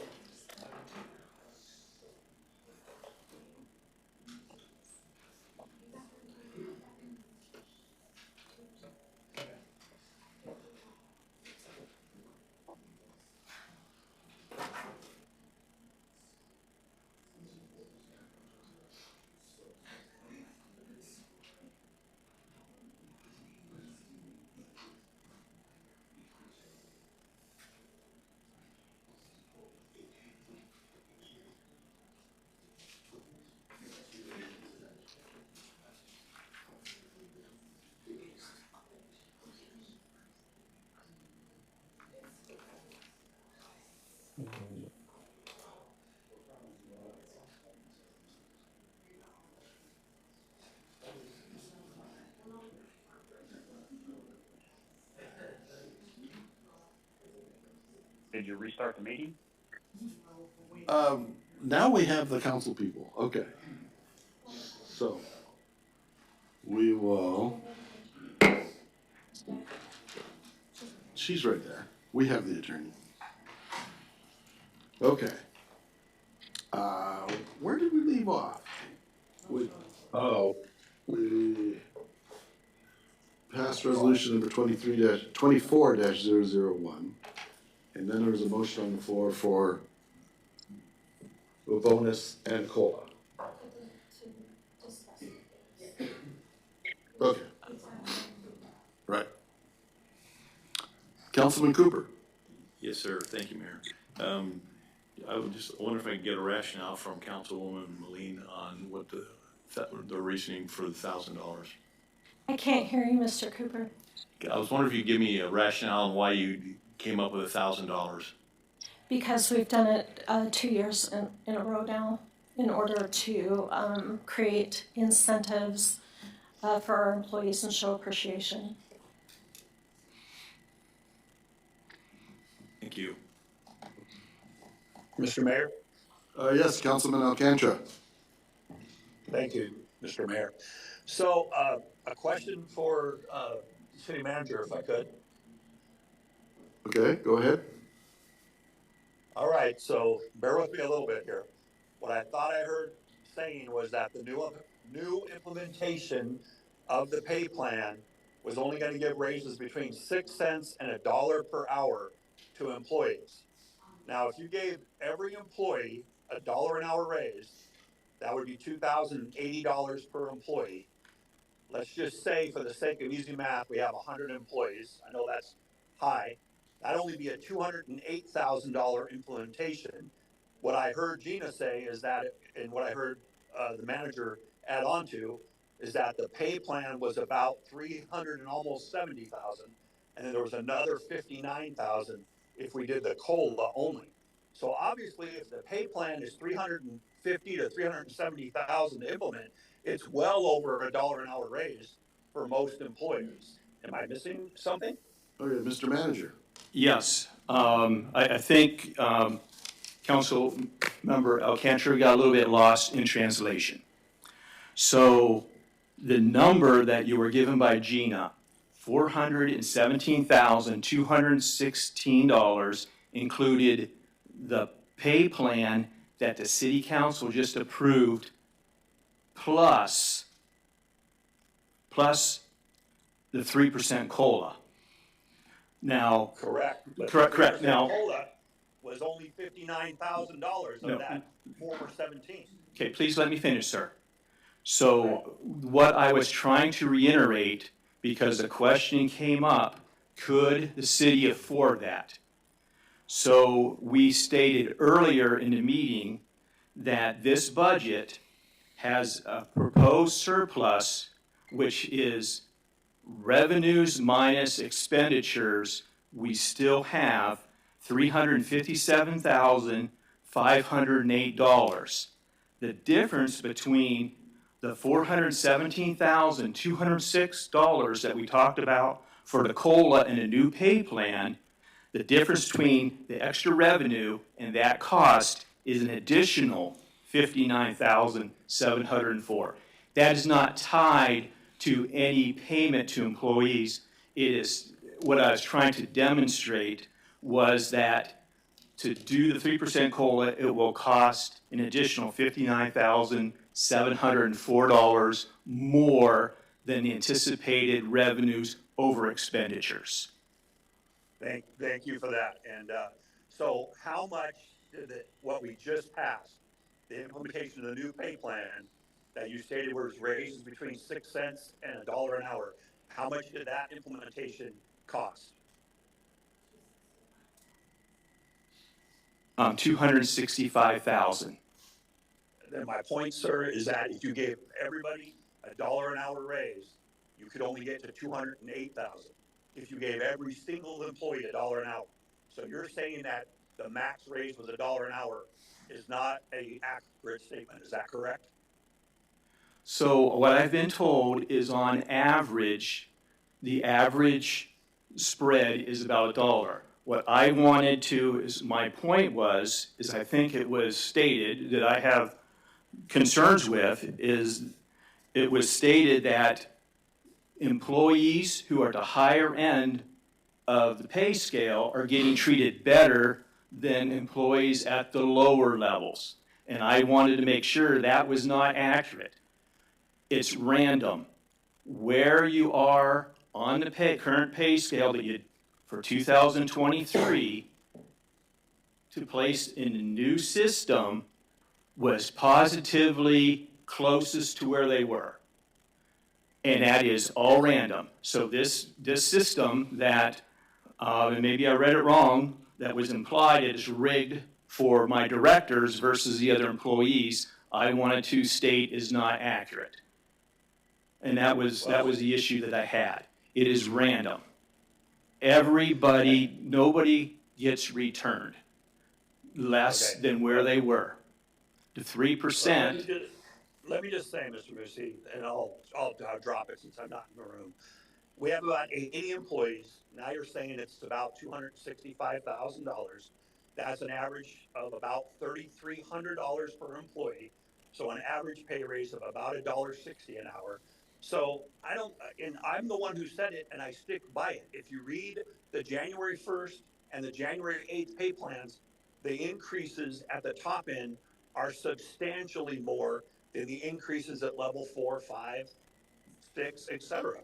There's no denying that. I mean, look at the plan. It may not happen on January 8th, but the next year, when they go up another step, they're going up 12, 14%. It's just a matter of reading the proposal. So anyway, it feels like we're not getting to me, a true answer, because I've already shot holes in the fact that it's between 6 cents and $1. If the total is 465,000, have way more employees than I think we do. I think we have about 80. Do the simple math, divide 80 into 265, come up with your 3,300, give or take, and that's the average raise.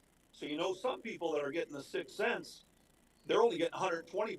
So a lot of that 3,300 on their end went to some higher end people. I've done this my entire adult life. I've worked on scattergrams, so I'm a little bit of what I'm speaking of. Okay. So we have a motion on the floor for $1,000 bonus and a 3% COLA. I'm wondering if I could split the question so we'd actually do 2 votes on that. I'm amenable to that, Okay. if that's what. Okay. Just so that means we'll vote on the bonus and then vote on the COLA separate. Is there any other discussion or? Was that Councilman Best? I do believe somebody must make the motion to divide the question. Okay, so I'll make a motion to divide the question. Second. Is there any opposition to dividing the question? Seeing and hearing none, so we will do 2 votes then. So Madam Clerk, if you can, I believe so. If you can call the roll for voting for the $1,000/$500 bonus. Councilmember Best? Yes. Councilmember Cooper? Yes. Deputy Mayor Anzalati? Yes. Councilmember Moline? Yes. Mayor Carrington? Yes. Councilmember Alcantara? Yes. Councilmember Tudor? Yes.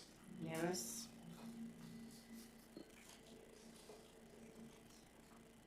And I guess I'm wondering with could we postpone the COLA question to December 12th?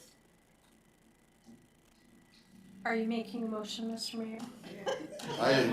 Yes, I move to postpone the COLA for 3% vote until December 12th. I will second that, Mr. Mayor. Okay. Does anyone need any clarification or they understand? Okay. Madam Clerk, if you could call the roll and a yes would postpone it to December 12th. Deputy Mayor Anzalati? Yes. Councilmember Moline? Yes. Mayor Carrington? Yes. Councilmember Tudor? No. Councilmember Alcantara? No. Councilmember Best? Yes. Councilmember Cooper? No. 4-3. Okay, so it's back to being on the table. Any more discussion about the 3% COLA? Yes, Mr. Mayor. Councilman Best? Could we ask what the calculation would be for a 2% COLA? If you're a council member, you can ask that, yes, so, maybe, could I suggest that we continue on the agenda, but we'll bring it back, at the end of the public hearings? Is that, Thank you.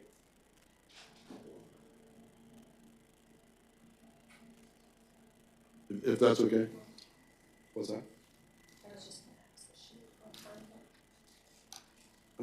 I know she's superwoman, but.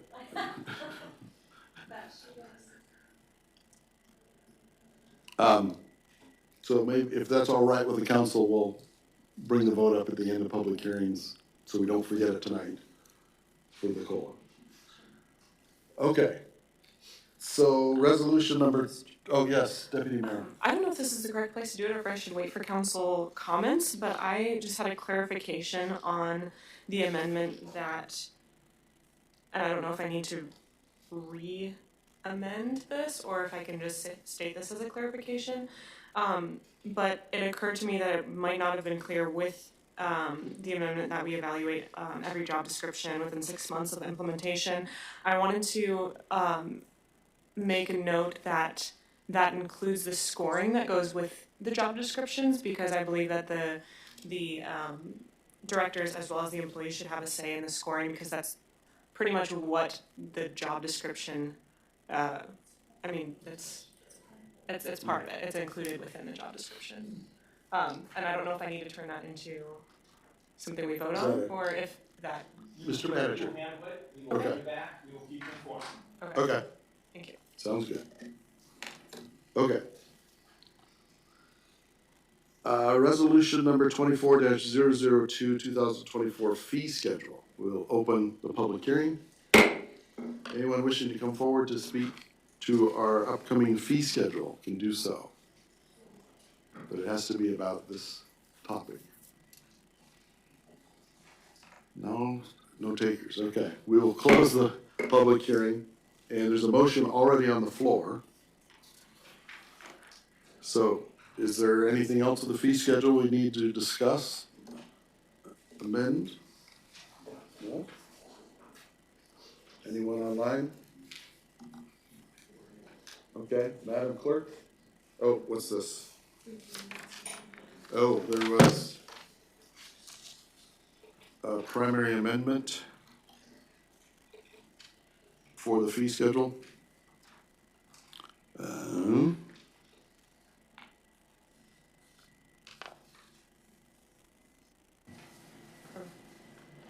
Deputy Mayor. Thank you, Mr. Mayor. Are these recommended by the manager or? Yes. Okay. Essentially, community development, we have a new machine that will do blade sharpening that will be able to assist other people have ice, and the grinding and chips. We just thought we'd throw that in for fun. Okay. Go ahead. Move to implement the primary amendment number 1, I guess.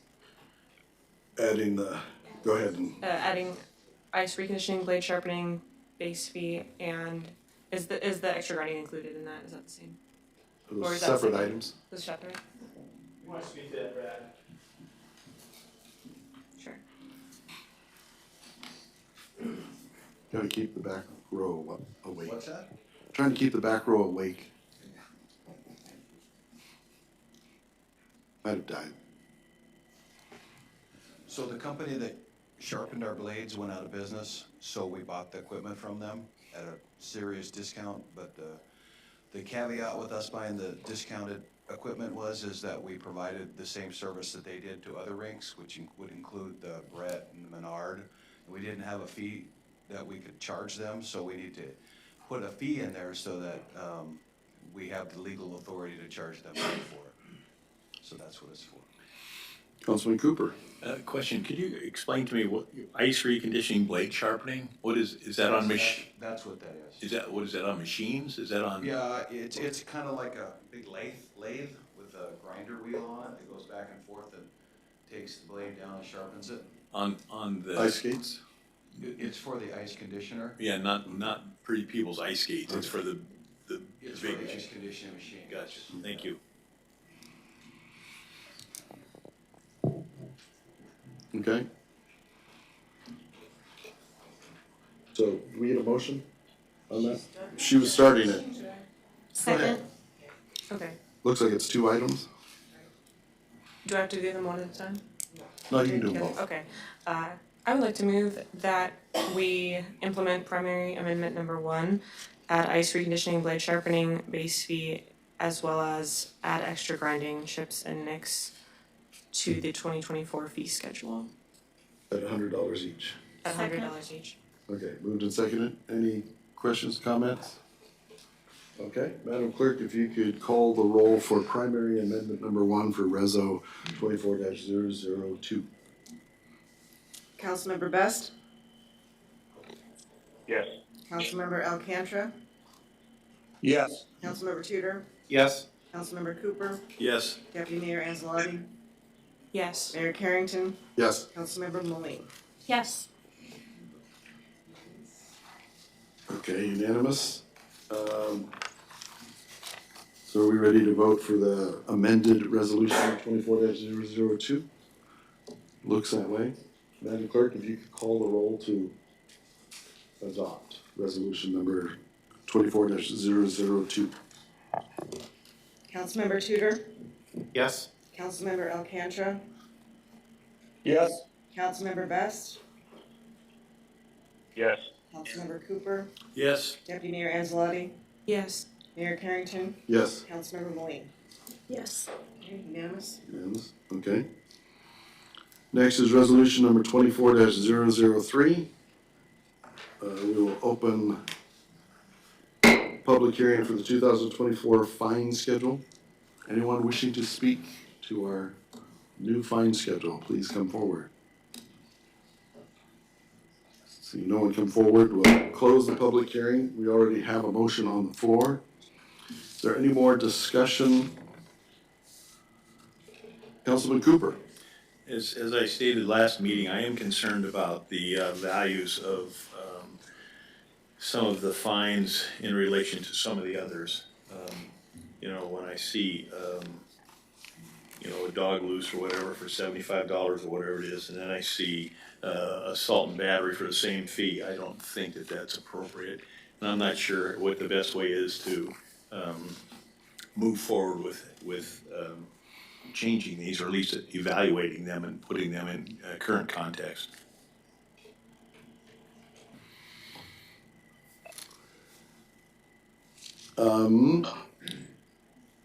Mr. Mayor? Yes, Councilman Alcantara. Thank you, Mr. Mayor. Sorry, I'm not able to access some of the packet.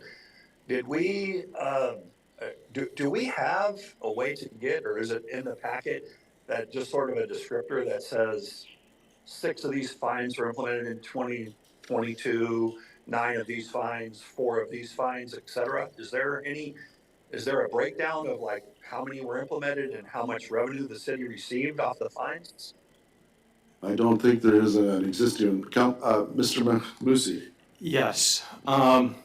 Most of these are very limited used. Palmer's great. Usually this is a stick to say, hey, you got to keep your dog tied up or it's going to cost you $75. You can't hit your neighbor, or it's going to cost you $75. That's a joke. We very rarely charge these fines, but it's a good stick. And usually when this comes down to, then we're talking to the attorney, and then it's a court case that goes through the court system. Also too, with slugging your neighbor, we usually charge, if that happens, under the state code with the state fines, not under the city code. And there's 2 reasons. There's really the main reason for that.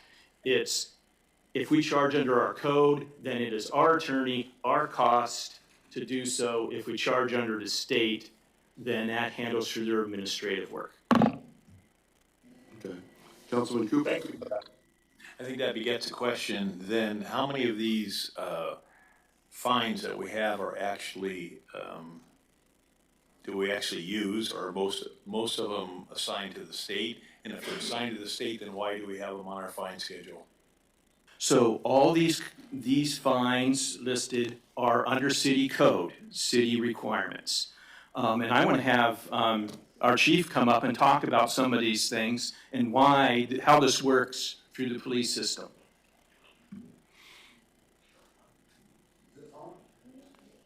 Look at the display. Yes. That good? Yeah. There you go. We're good. Yeah, say something or do something. Perfect. Yeah, so I guess to start with, years ago, we came up with a fee schedule. I don't know, it might have been back when you were mayor. It's been quite some time ago. And at that point, we had decided that we wanted to include everything. Misdemeanors, Anchorage prosecutes their own misdemeanors. So if you look on that fee schedule, We're talking about the fine schedule. the fine schedule, Okay. a lot of those are misdemeanor things like assault, disorderly conduct, that sort of thing. And I think it was kind of forward thinking that if we ever got our own prosecuting attorney, then it was on the books, we would have it, we'd be able to handle it ourselves. The way we handle all criminal cases is we handle them through the state. It is, we looked at that recently, hey, what about getting our own prosecuting attorney? And the startup cost on that is pretty substantial. And so, right now we're talking about budget, and so it makes sense to still go with the state. We do have some code that we do enforce, such as animal at large, skateboarding stuff, but and many others like that. But like the manager was saying, it's kind of a deterrent that we use to get voluntary compliance. Every once in a while, we get people that are just, we gotta send them to court for a for a citation and have a judge explain it to them because they don't want to hear it from us. But we have really good citizens here in the city, and usually us going by and talking to them and stuff, it works really well. Occasionally we get some people that can't control their pets and you know, we'll issue an animal or citation, or we'll have a trespass citation that we issue. But by and large, most of it is handled, the criminal issues are handled through the court, so. Did that answer the question at all? Councilman Cooper? It did, and I have a follow on, if you don't mind. Sure. Is it legal to charge under both state and city? Which I believe it probably I don't is. believe so, Sarah, you might to my knowledge, we don't do that. It's either one or the other. Yeah, it's usually primarily one or the other. Now, if the state doesn't, if they drop a case and they choose not to prosecute it for administrative purposes, that would give us the ability then to follow up on something, should the city would like to. For example, they couldn't take it, we couldn't charge them under state, and then they've been found not guilty in court, and then it's come back and charge them. It's double jeopardy. Right, I understand that part. And if they're charged under the state and receive a fine, if you will, under the state, does the city get anything out of that? We do get, Finder's fee? yeah, well, it's a service fee for some of those. For example, we read a lot of citations, traffic citations, and there's a box on the uniform citations that we checked that is PMC code that adopts the state statutes. And if it's within the city limits of Palmer, we actually get that surcharge. If it's outside the city limits of Palmer, then that goes to the state. So we don't collect money outside of the city. Right, thank you. I guess, The attorney. Madam Attorney. Yes, please. So I do want to highlight to the city council that I was working with the city manager and with the chief of police on, particular on domestic animal bites and attack incidents. We want to amend and kind of create a little bit more of an extensive process for dangerous and vicious animal designations under 6.14060, which I'll be bringing at a later date. And probably, I can tell you that my suggestion will be to have higher fines associated with that in the future. So I just wanted to throw that out. And I've come up with an idea. I guess tonight I would suggest that we approve our existing fine schedule, but I'm wondering about setting up a special committee where maybe a couple council members, a manager or a designee, possibly the attorney, would look at our whole fine schedule and, you know, if that sounds like something, we have to do it by resolution. It can't last more than 6 months, but that seems amenable. You can give me your name afterwards, because we'll have to come up with a resolution for the next meeting or other one after that. But I concur in that, and I'll give you my name up front that I'm more than willing to do that. Since you seem motivated and interested, that would be good. Yes, thank you. Okay. So I'll plan to work on a resolution to bring that forward. Any other questions or comments about the fine schedule as it sits? Okay, Madam Clerk, if you could call the roll, please. Councilmember Tudor? Yes. Councilmember Best? Yes. Councilmember Alcantara? Yes. Mayor Carrington? Yes. Councilmember Moline? Yes. Deputy Mayor Anzalotti? Yes. Councilmember Cooper? Yes. Unanimous. Okay, unanimous. Gina, looks like did you want to say something, or? Oh, we could pause and get some more numbers from you? Okay. I should have known you'd be quick. Please come forward. So you can speak into the microphone, so. I turned it off. Uh-oh.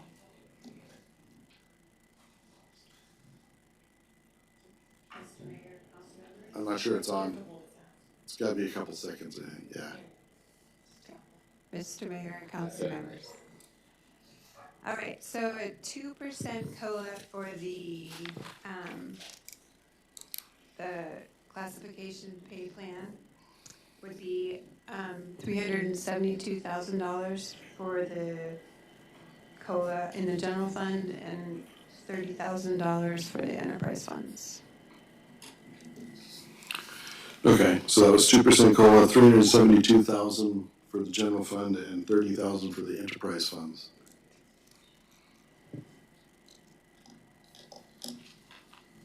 Did you copy that, Councilman Best and Councilman Alcantara? I did, and when it comes up, I'll bring that up again. Yeah, I heard those numbers, so I think the overall, savings from the other earlier discussion would be somewhere around 50,000, Gina, or no? Roughly. Roughly? Roughly. Okay. Thank you. Okay. All right. On to resolution number 24-004, 5-year capital improvement plan. We'll open for public hearing. Anyone wishing to come comment on our 5-year capital improvement plan can come forward and do so. Or not. We'll close the public hearing. We already have a motion on the floor. Is there any discussion? There are notes. Oh, there's lots of yellow in the notes.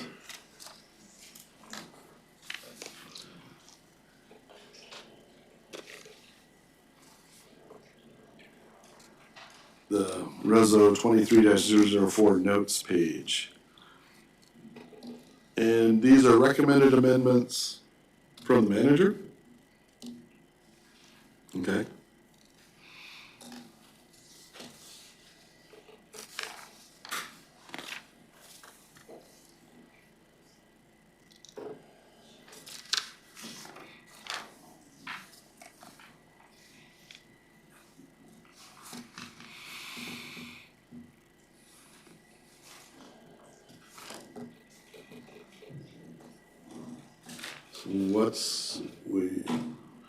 We have a motion on the floor for resolution 23-004.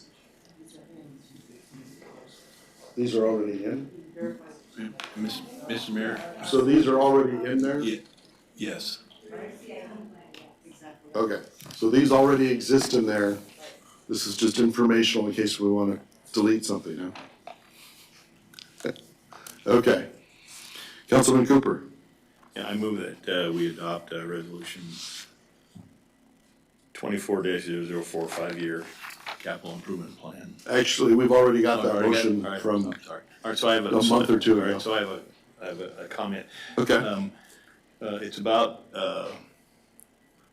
our roads, and there's a $91,000 increase in here for public works, building for the sand. Currently, it's stored outside, and the problem with that is when it rains, it freezes, and then we can't use it. And so there's a real significant problem with that. And so, so I'm, going to speak specifically to this one, that I think that we definitely we need this in the budget so that we can, obviously make our roads safer for our citizens. Thank you. Okay. Any other comments? Are we ready to vote? Madam Clerk, if you could call the roll, please.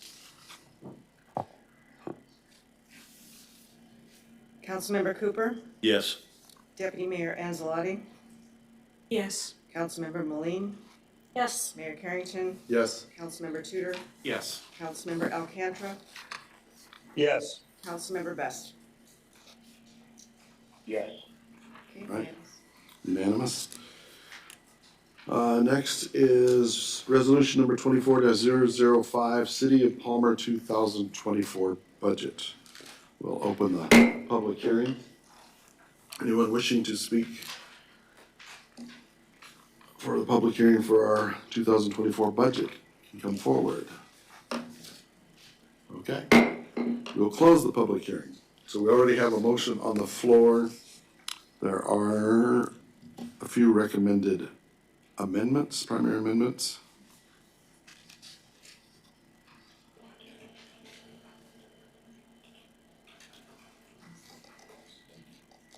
Are these all coming from you, Mr. Manager? Yes, sir. Okay.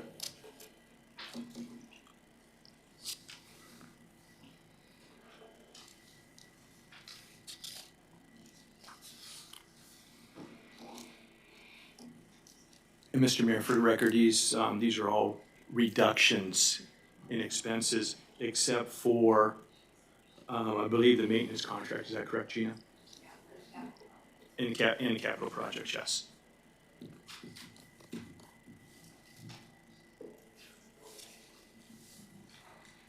So, what's the wishes of the council with the resolution 24-005? Mr. Mayor? Yes, Deputy Mayor. Move to include the recommended amendments under resolution 24-005 to our budget for 2024. Second. Okay, and for the record, that's primary amendment 1, capital projects from Reso 23-004, funded by the general fund. And primary amendment number 2, production and health insurance costs based on budget estimates for various accounts. And primary amendment number 3, 5700 telephone maintenance contract for 1 year. Any questions or comments from the council? Councilman Tudor. Thank you, Mr. Mayor. Just for clarification, and before we approve this, we have to go through with the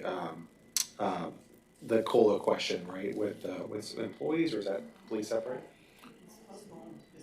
That's just supposed to. No, it didn't. No. Okay.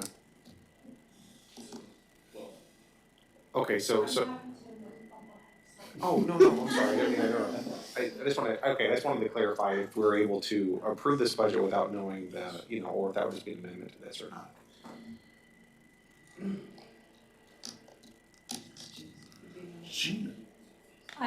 Mr. Mayor, Yes, Councilman. I'm happy to amend to add the 2% COLA as a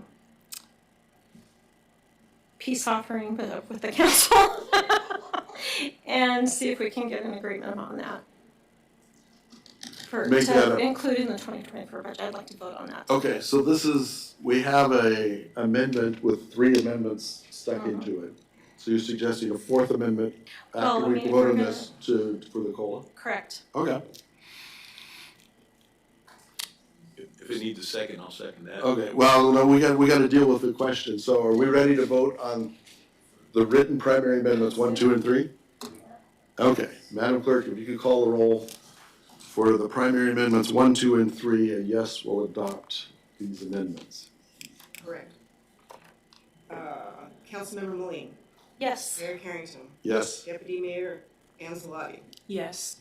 Councilmember Cooper. Yes. Councilmember Best. Yes. Councilmember Alcantara. Yes. Councilmember Tudor. Yes. Okay, so we've now amended that resolution. Now, is there any other amendments? Are you asking me to redo my amendment I asked for? Yes, now's the time we can do a new amendment. Okay, Can't I would double like stack. to offer an amendment to include, or to vote on the 2% COLA. 2% COLA to be added to the 2024 budget. Sorry. Second. There's a second. Councilman Best seconded. All right, is there any comments, questions? Councilman Cooper? I guess I question the thought process behind a 2% COLA versus what the federal government has given everybody, the 3.2% COLA. I don't know why we should, hurt our employees anymore. Yeah, we're giving them $1,000, but I think that we should be in line with what the federal government gives all of their employees. And if we don't do 3.2, then 3% is what I would propose. Mr. Mayor. Councilmember Moline, yes. I just want to remind Mr. Cooper that I thought that you were, first you guys were against the 3%. Now you'd like to go with the 3%. The 2% was a peace offering, so I'm just a little confused as to where your mind is at. Mr. Mayor? Councilman Cooper. I've never been against the 3% COLA at all. I think it was Councilman Best that asked for the numbers, so. But, Mr. Mayor? yes, Councilman Alcantara. Yeah, I don't think, speaking at least for myself, there was confusion about the 3% COLA voted to not delay that. I mean, we passed, if I have my numbers right, I hope Gina's still around. We passed a proposal of $265,000, another proposal of $126,000 for the $1,000 bonus, and now we're going to get high centered on 2% versus 3%, which I think at max is about a $50,000 question. It's kind of like we're showing up after the house is burned down with a 5-gallon bucket of water to throw in. I mean, I'm totally for the 3% COLA, and I appreciate Councilmember Moline making a peace offering, but I don't think it's necessary. I would just assume now that we've come this far, we've gone about $391,000. To me, it's like, let's throw the other 50 on there and make it a 3% COLA. Mr. Mayor. Councilmember Moline. Yeah, I just find it fascinating the way that these two council people work and the way that they play these games. So I'm just going to call it in here. But if you'd like the 3%, then make the amendment and ask for the 3%. Okay, we've managed to get ourselves stuck between a rock and a hard place because we postponed the 3% to December 12th. And my mind forgot that when this came up, so. Mr. Mayor. Councilman Best? Thank you, Mr. Mayor. I'm not wanting to cast dispersions on anybody, and I'm just going to say what came across as an argument of the vote to postpone, which failed, if I recall. It was that there was a disparaging number being presented, and that was going to weigh heavy on our burden to our taxpayers, and that the other council person had talked about how that this was going to cause us to have to raise taxes, and so that is why that there was the inclination that the other council members were against the 3% COLA.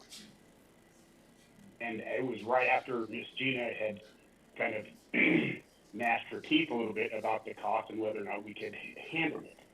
And so I stand with Councilmember Moline as to that I was trying to give a middle ground so that we could achieve this, so that we could manage and soften the edges of the increase of cost of living within our employees. So I also too would like to see a 3%, but that did not resonate in the argument against the first time that it was discussed. Mr. Mayor. Councilmember Moline. Thank you. Is it an appropriate time to do an amendment to amend the amendment? This withdrawal.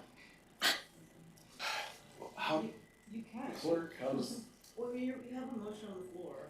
Right. 2%, that's the most that you are right now. Mhm. You could So I can amend that? Okay, I'd like to amend the amendment to 3.25. Let's just do it there.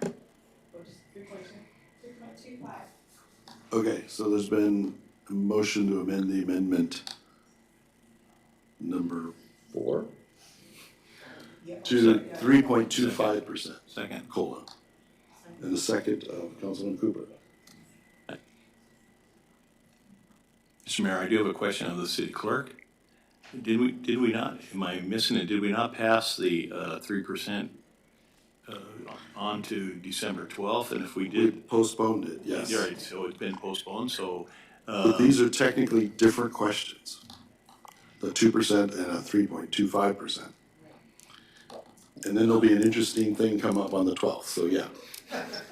So it seemed to me that we'd have to call for reconsideration of the postponement, but. Well, we've got an amendment on the floor and then a modified amendment. Okay. So any question on, this would be voting to change the amount to 3.25% COLA. Okay, we ready to vote? Madam Clerk, please call the vote.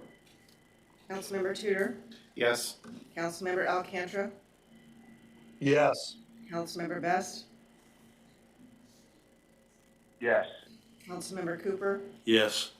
Deputy Mayor Anzalotti, Yes. Councilmember Moline, Yep. Mayor Carrington. Yes. So that now modifies the amendment, which has not been voted on yet. Any questions? We're ready to vote. Councilman Tudor. Okay, I'm sorry, Mr. Mayor. Okay, I guess I got lost. I was gonna ask that we withdraw the previous amendment to postpone the vote for the 3%, so we don't do that on the next meeting, but I think I'm out of order on that, so I'm just a little lost in the weeds here. We should vote on this Let's just- amendment? What's, Well, you're back to voting on the adoption, you've amended it, so. we modified the amount. Oh, the first one. We didn't actually accept the amendment. We changed it from 2 to 3.25. Oh, So now do we have to vote to, okay. So now we're gonna vote to actually accept that amendment. Madam Clerk, if you can call the roll, yes, please. okay, I'm there, all right. And then we'll ask some more questions. Councilmember Alcantara, Yes. Councilmember Cooper, Yes. Councilmember Best, Yes. Councilmember Tudor, Yes. Mayor Carrington, Yes. Councilmember Moline, Yes. Deputy Mayor Anzalotti. Yes. Now, I think Councilman Tudor was asking if there's some way we can retract the postponement? How does that work? Yeah. Well, it was a vote, so, Point of order, Mr. Mayor. Councilman Cooper, I what's your think point? that, I think that the proper procedure, because it's been approved, is you have to do a reconsideration, so someone has to call for reconsideration, and then we'll revote that. So I believe that's probably what Councilman Tudor. Councilman Tudor. See if I can do this. Okay, Mr. Mayor, I asked that we reconsider the previous amendment to postpone the 2% COLA vote, the 3% COLA vote, which was going to be on the December 12th, and that we reconsider that. Second. Calling for reconsider, there's a second. Second. Okay, so now we need to vote whether we're going to reconsider, and a yes vote will reconsider and put it back on the table, right? Yes, yes. Okay, just making sure I follow. Madam Clerk, if you could call the roll, please. Councilmember Moline, Yes. Mayor Carrington, Yes. Deputy Mayor Anzalotti, Councilmember Cooper, Yes. Councilmember Best, Yes. Councilmember Alcantara, Yes. Councilmember Tudor. Yes. So technically, that means on the floor, we have an amendment for a 3% COLA. No, it's just a postponement. It's to take it off. It's Did we take it The off? You're gonna reconsider the vote on postponement. That's where you are. When we just voted.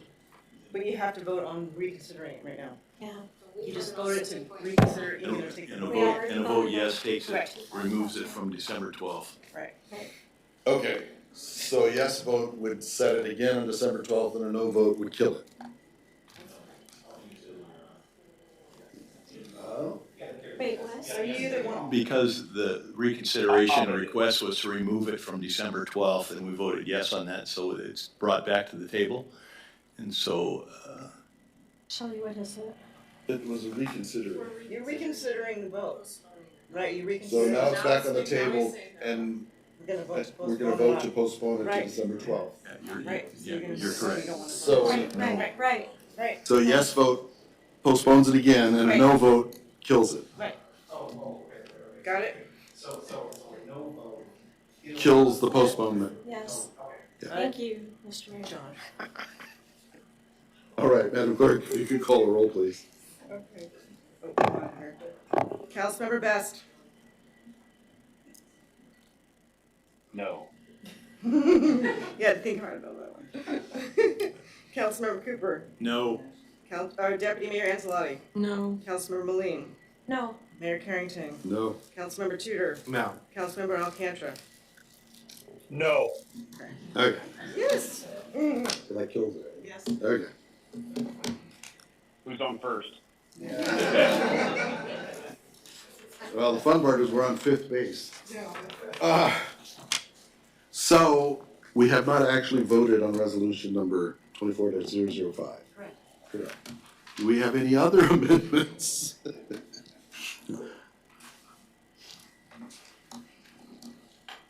Councilmember Malik? I apologize. Okay. That's fine. Okay, so now we're going to vote on the resolution 24-005, which is essentially the budget. To adopt. So yes, we'll adopt with all the amendments that we passed. Okay, Madam Clerk, if you can call the roll, please. Mr. Mayor? Yes, Councilman Mr. Mayor? Alcantra. Yes. Can Mr. Musi or Ms. Davis give us a, kind of back of the paper, number for what we just added to the budget tonight? Doesn't have to be precise. I don't want to make a 20-minute delay, but can they give us a number, of what we added to the budget? Mr. Musi. Based upon the work that you did with the COLA, 3%. No, I didn't do the 2.5. So that it's 59,704 is additional revenue you need to cover that change. And we had the 0.25 to figure out, so it's pretty close. I mean, 0.25 is probably going to be like another. 3.25. No, understand, a 3% COLA, yes, is $59,704 addition than what we had in surplus. So we add a 0.25 on top of that, which is swag, what, or $5,000, Gina? Another $6,000, yeah, $6,000. Okay, yeah, John's got his calculator. Thanks, John. $6,000, so that would be $65,000 more in expenditures than was anticipated. But, Mr. Musi, the total of what we adopted, the pay, if I was following your numbers earlier, the pay plan was roughly 265. I don't have the numbers written down precisely.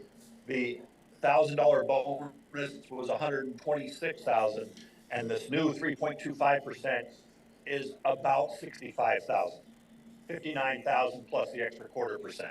Okay, Is that correct? Mr. Manager? That is correct with one caveat, sir. The $1,000 bonus will come out of the 2023 budget. It will not affect the 2024 budget that I'm really hoping you guys approve. Thank you very much, sir. I appreciate that.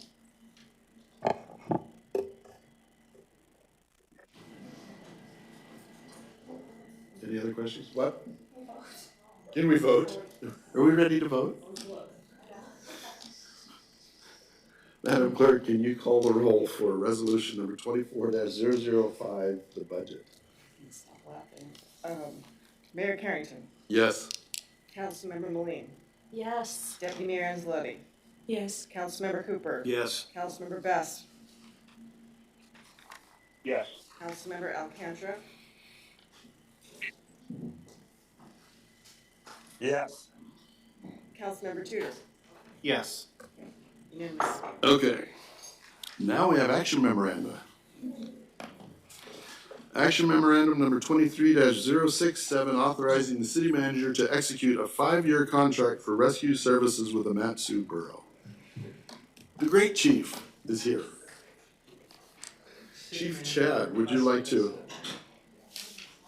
give us a little background here?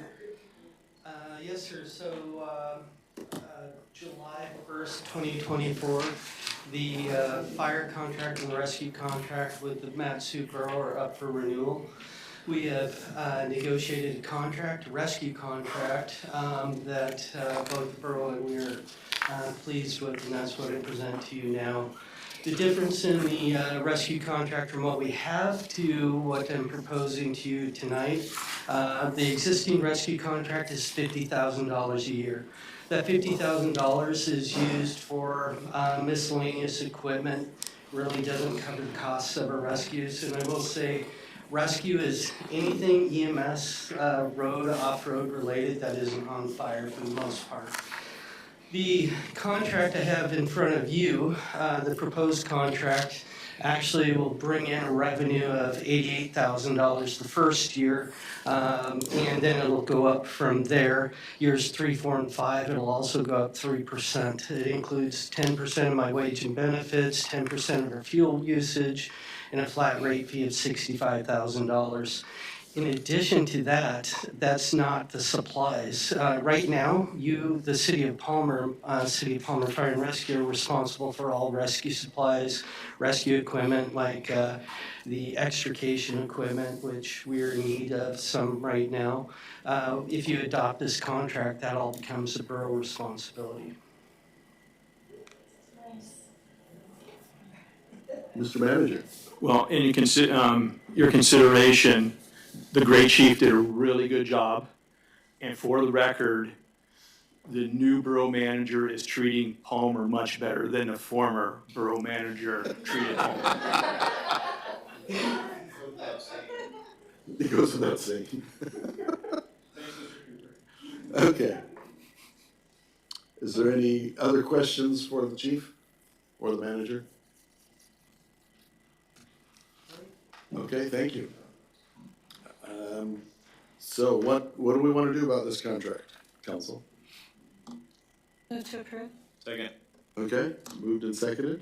Madam Clerk, if you could call the roll, please. Councilmember Alcantara, Yes. Councilmember Best, Yes. Mayor Carrington, Yes. Councilmember Tudor, Yes. Councilmember Moline, Yes. Councilmember Cooper, Yes. Deputy Mayor Anzalati. Yes. Unanimous. All right, action memorandum number 23-069, authorizing the city manager to spend an amount not to exceed $196,882 in subawards from the COSAP grant for the second year of the grant. And we want a staff report. Apparently we want a staff report. Hey, chief. It's the good chief. That's right. Good evening, Mayor. Good evening. Members of the council. So, yeah, this is the COSAP grant that we applied for and were awarded last year, and was implemented the beginning of this year.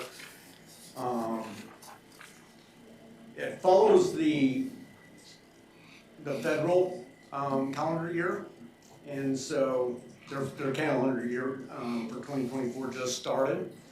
I think it was the end of September.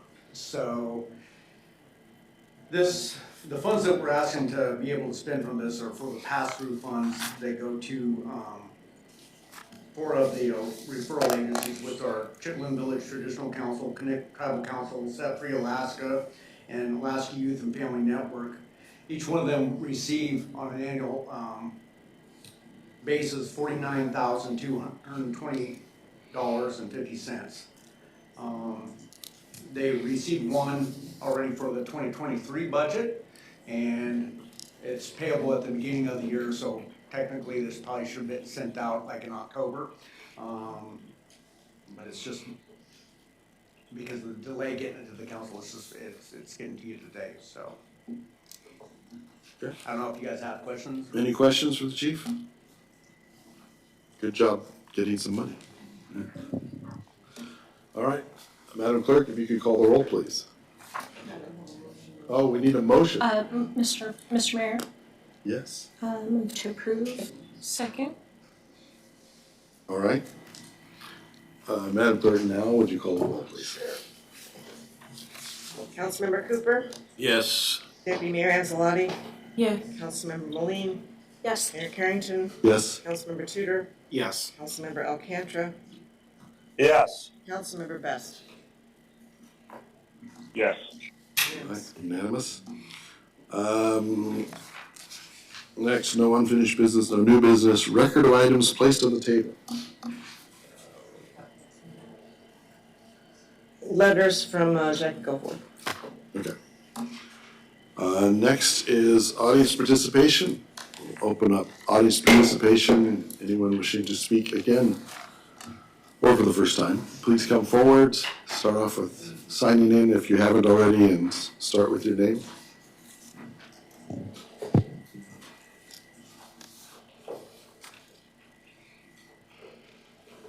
Good evening, Council. I was going to speak about the books again, but I would like to speak about something a little bit closer to home. If you were in a position of authority and you post something online, please remember that it can't be taken back, okay? So if you are sitting in judgment at a hearing for a library book, and afterwards you go back online, such as Sarah Ruth Weston did, and write, a new term, ignorant. The definition is people who are extremely ignorant, yet are simultaneously extremely arrogant. Example, people who think they know more about science than scientists. And she put this up with the little codicil, witnessing this in the book hearings. That is not a good idea. It's not a good idea to call the people that you just listened to ignorant. It's also not a good idea to call people, if you're in a private group called Matsuburro Political Discussions, these people. You're not supposed to post these people and then call them stupid. I quote, there's no need to get into discussion with these people because, oh, let's write it again.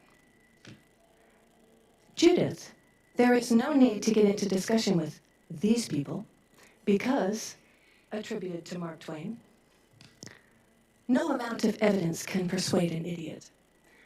The discussion that's going on is Trump, his presidency, and Biden's presidency. And the person who posted this is Councilman Jim Cooper. That's not a good idea because the internet is forever. And that's what happened with the 3 members that were here before. You can't put things up on the internet that show what you really think. So why don't you just own that and call everyone who believes in Trump and voted for him an idiot rather than attribute it to Mark Twain? It would be a little bit more, have a little bit more integrity. Thank you.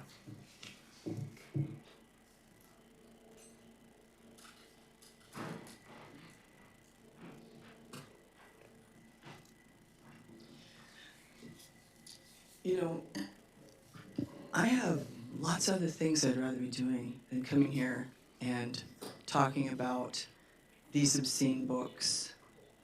But it is our duty to get this filth out of the hands of children. And I apologize, Mayor, for saying these obscene things that go into the hands of children. But it needs to stop. And you know what really concerns me is that our librarians all agree that these books should stay in the hands of children.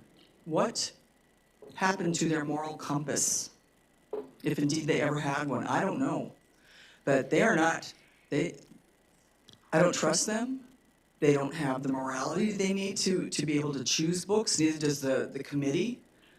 The ones that just talk amongst themselves and say, no, we're just going to leave these filthy, they don't say filthy, we're just going to leave these books right here for 14-year-olds. Something has to be done. Something has to be done about this. Ephesians 6:12. For we wrestle not against flesh and blood, but against principalities and against powers and against the darkness of this world and against spiritual wickedness in high places. You know that to be true, Mayor. And so do many of you others. This is a spiritual battle. Only the enemy of our soul would want to steal the innocence and destroy the minds of our children, and we have got to do something. I know it's unpleasant. I know it's awful. Like I said, I have lots of other things to do, but this is important. And I will fight till it's done, and so will Jackie, and so will others. So please help form a committee that will oversee these books that are going in. $50,000 is what you guys have allotted. Don't let these people that are currently there do this because they don't have the capacity. They don't have the moral capacity to do it. They just don't, obviously. Thank you. Thank you.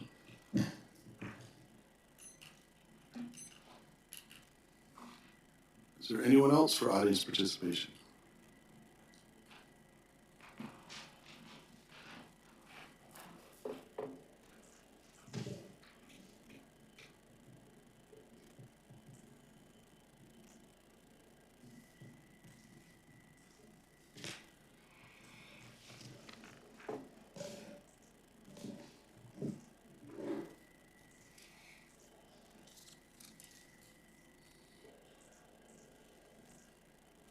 My name is Heidi Dedmond, and I am here to give you the library report about what's happening at our library. And I'm going to start by just telling you that one of the things that we do at the library is provide resources for people who are seeking more information about things that may help them and their families. So 2 of those resources are parents' advisory websites where you can go as a parent and look up books, movies, video games, all types of media, to find out about those before your children may want to read them, while you're teaching your child how to choose books according to your family's worldview, which is your right and your responsibility. One of those resources is pluggedin.com. Another one of those resources is commonsense.org. Just want to get those 2 good resources on the record. And then give you a report about what's actually happening at the library. In October, our Book a Selfie program was a great big hit with patrons. We had backdrops and props, and people came in and took selfies. We gave them some digital frames to drop those selfies in so it looked like they were on a cover of a book. We had people laughing and coming in costume, and we had families in. We had a group of little old ladies that had a great time in front of the beach scene. It was a lot of fun. We're wrapping up No Shave November by giving away free mustaches and hair through history bookmarks when you check out a book. No Shave November is a charity raising funds for cancer awareness by having people donate the money you would have spent on shaving or hair care supplies and services to a cancer charity of your choice. You can visit noshave.org for more information on that charity program. Our book displays are stocked now for the holidays, so if you want to pop in and grab something good to read with some hot chocolate maybe, curled up on the couch, you can do that. Beginning next Tuesday, we're going to move into our December passive programs. Catch a Snowflake, where you can relive fond childhood memories of cutting out unique paper snowflakes. You pick up a pre-printed snowflake pattern to cut out and hang up at the library, or take it home and hang it up. And each one of the snowflakes will have a staff favorite holiday recipe included with that, so that's mostly for teens and adults. And then the kids can do an elf quest. So Santa's elves are lost in the library, and we would like kids to help us track them down. You can win a Super Sleuth award and get yourself a little candy cane in the process of that.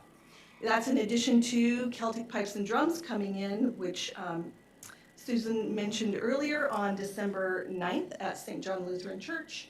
Our story times are happening at the depot, which she also mentioned. The library will be closed for Christmas on December 25th and 26th. And we do actually have a comment form on the library website at palmerak.org/library under the new Palmer Public Library menu tab for public input on the library building. And I'm sending those comments directly to Wolf Architecture about once a month or so.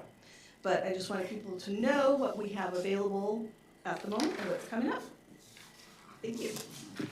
Thank you. Anyone else for audience participation?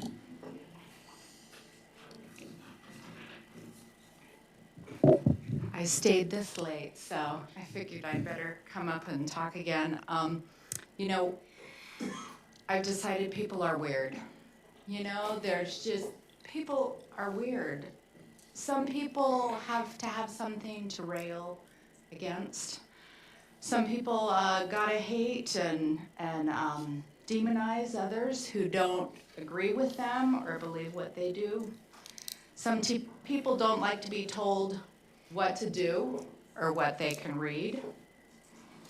Some people think they can parent better than a child's parent. Some people think the government should decide what they read or what they have access to. Some people support the First Amendment, even if they don't like the book, they'll support others' right to read that book. I just want to remind you, people are weird. There's people that believe so many different things from your own belief system, but they're all people in our country and have rights and responsibilities as a parent to talk to their children and decide what their children read. So remember, people are weird. Anyone else for audience participation? I may be last. I'll be brief.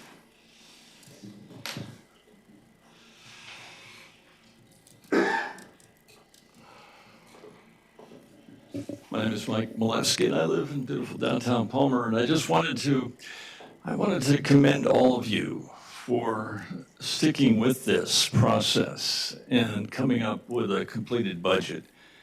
Just observing it. And by the way, I invite you all to, since you've been up there, you haven't had the chance to observe yourself in process. So go to the video, take a look, maybe skim through some parts and skip over others. But this is a difficult thing to do because obviously you've mentioned all the different polls one way or the other, and yet you finally managed to make that happen. I have only one suggestion, and that is when I've been involved in any process of this sort, and I have a few, it really helps to have a graphical display of what we're talking about. You know, when you're talking and raising good questions about a dollar amount, it would be nice to have that display graphically, to say, okay, this is what we're talking about. So I know in our own minds and the floating numbers that are all about the room, you can say 50,000, 5,000 is only so much more percentage of whatever, but it's really helpful to see that and perhaps to see a few of the other figures that you're talking about. And I know it's possible to do it, so I would just encourage looking in the future discussions to be able to graphically, simply, by the way, I'm not a fan of a lot of ink when we're talking about graphic display of quantitative information, but it can be done. And I think it would help a couple things to focus what you're talking about, and also for the audience who doesn't have necessarily access to all the materials that you have to better understand what you're going through. So once again, you're a kind of a good kind of weird. You've managed to devote your life for whatever personal reasons you have to come here and do this work. So thank you.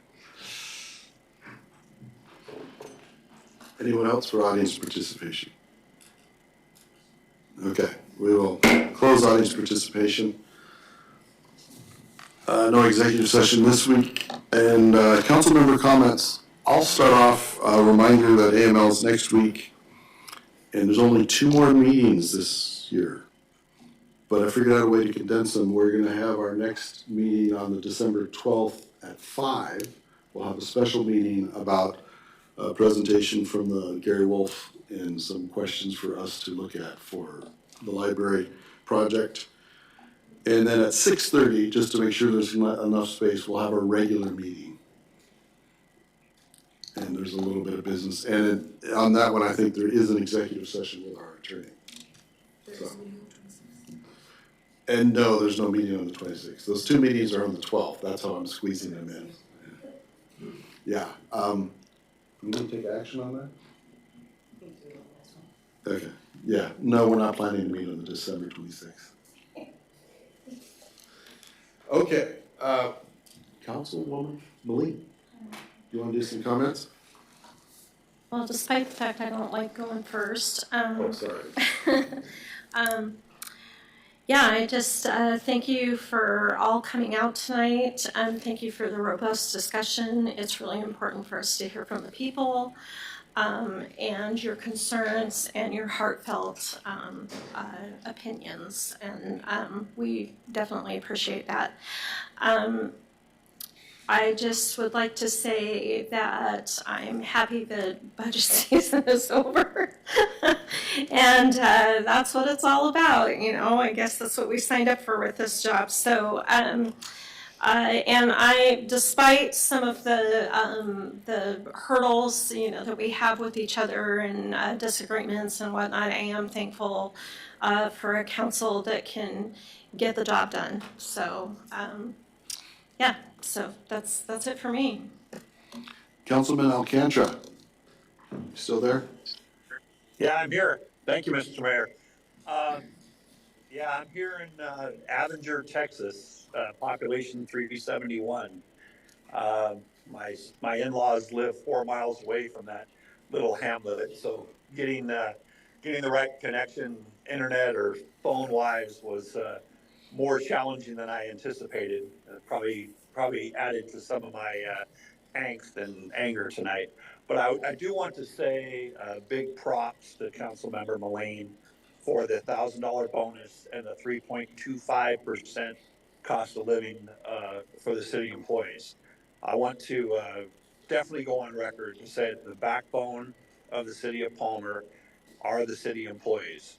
From Mr. Moosey, who does a fantastic job, to Miss Davis, to Miss Green, the good chief, the great chief, everybody that makes Palmer Palmer. I think we did right by them tonight. I think it was difficult, and you know, it would have been probably just as difficult on December 12th because 2 other council members may have had to be out of town. So I appreciate you sticking with me. I know it's been a fairly long night, and I just want to say that I think everybody did a good job. I mean, I certainly wish things would have gone a little different on the pay plan itself, but I think everybody did a great job getting their points across, and that's how we do it. We vote, and the votes fall the way they fall, and we move forward. But I think we did well by the city employees. I think that's a good thing, and I also want to add on the folks that come and testify to the city council. We listen.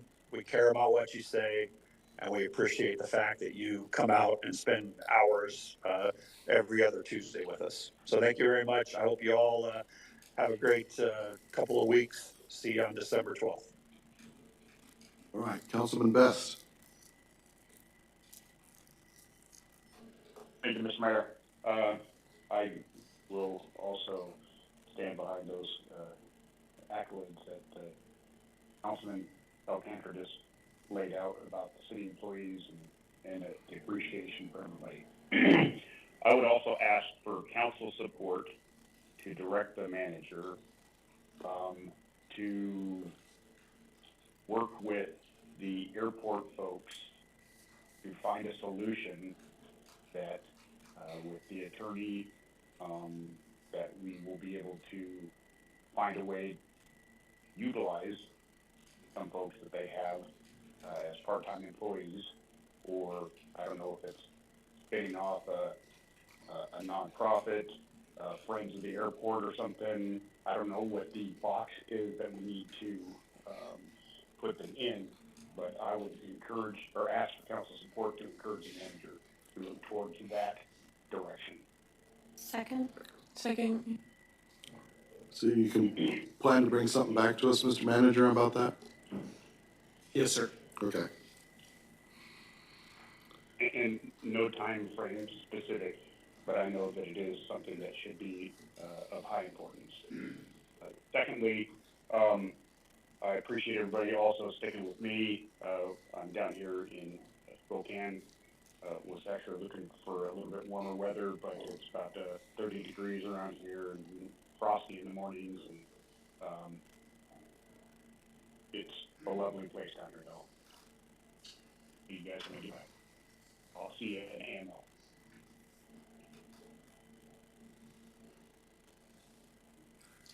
Okay. Sorry, you were fading out. Were you done there, Councilman Best? Yes, I said I will be back this week, and I will be at AMO next week. Okay. And I'm done. Thank you. All right. Deputy Mayor Anzalati. Thank you, Mr. Mayor. I'm pretty happy with how things turned out so far with the budget, and I'm really thankful that we can have good discussion and that we can bounce ideas off each other and maybe disagree. I think that's good. I'm also really thankful that we have citizens that come out and give us their opinions, because that's what we're here for. And I just want to do right by our employees and our directors and everyone that works for the city. And I also wanted to bring up the airport situation, so I'm glad that Richard did, and I fully support that. I think that's great. I think that's all I have. Okay. Councilmember Cooper. Thank you, Mayor. On a follow-on to the airport, I understand we have 3 pieces of equipment that are out there, and they were purchased by FAA and cannot be used throughout the city, which is okay, but the problem is our employees are operating that equipment, and I don't believe that FAA is paying, maybe I'm wrong, FAA is paying anything for our employees to do that. So, along with the previous 2 council members, I think that we need to maybe approach FAA and see if they would hire, or at least pay for 2 employees. I'm sure the airport could use 2 employees full-time all year long. And if not, then we should get them to at least pay for, some are part-time for our people that are actually doing the work on their airport. Thanks. Councilman Tudor. Thank you, Mr. Mayor.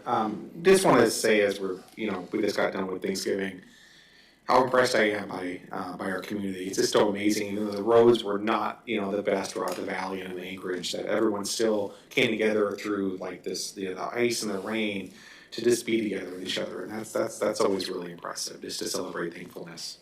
And just to the employees city, I hope you understand how important you are to all of us, as something that the council member said. That it's really the work that Ghost City has done by you, and I hope you understand. I know that not everyone may be happy, or they may be happy with how things came out, but I think the bulk of the debate that we had was how can we take care of the employees the best and still be fiscally responsible to our taxpayers. And so hope that sends a message that we really do care. We're doing everything we can to make sure you're taken care of, and that our taxpayers are put under an undue burden as well. So thank you. All right, and we're adjourned at 9:06. Good workout. Got a little confusing, but we managed to unravel.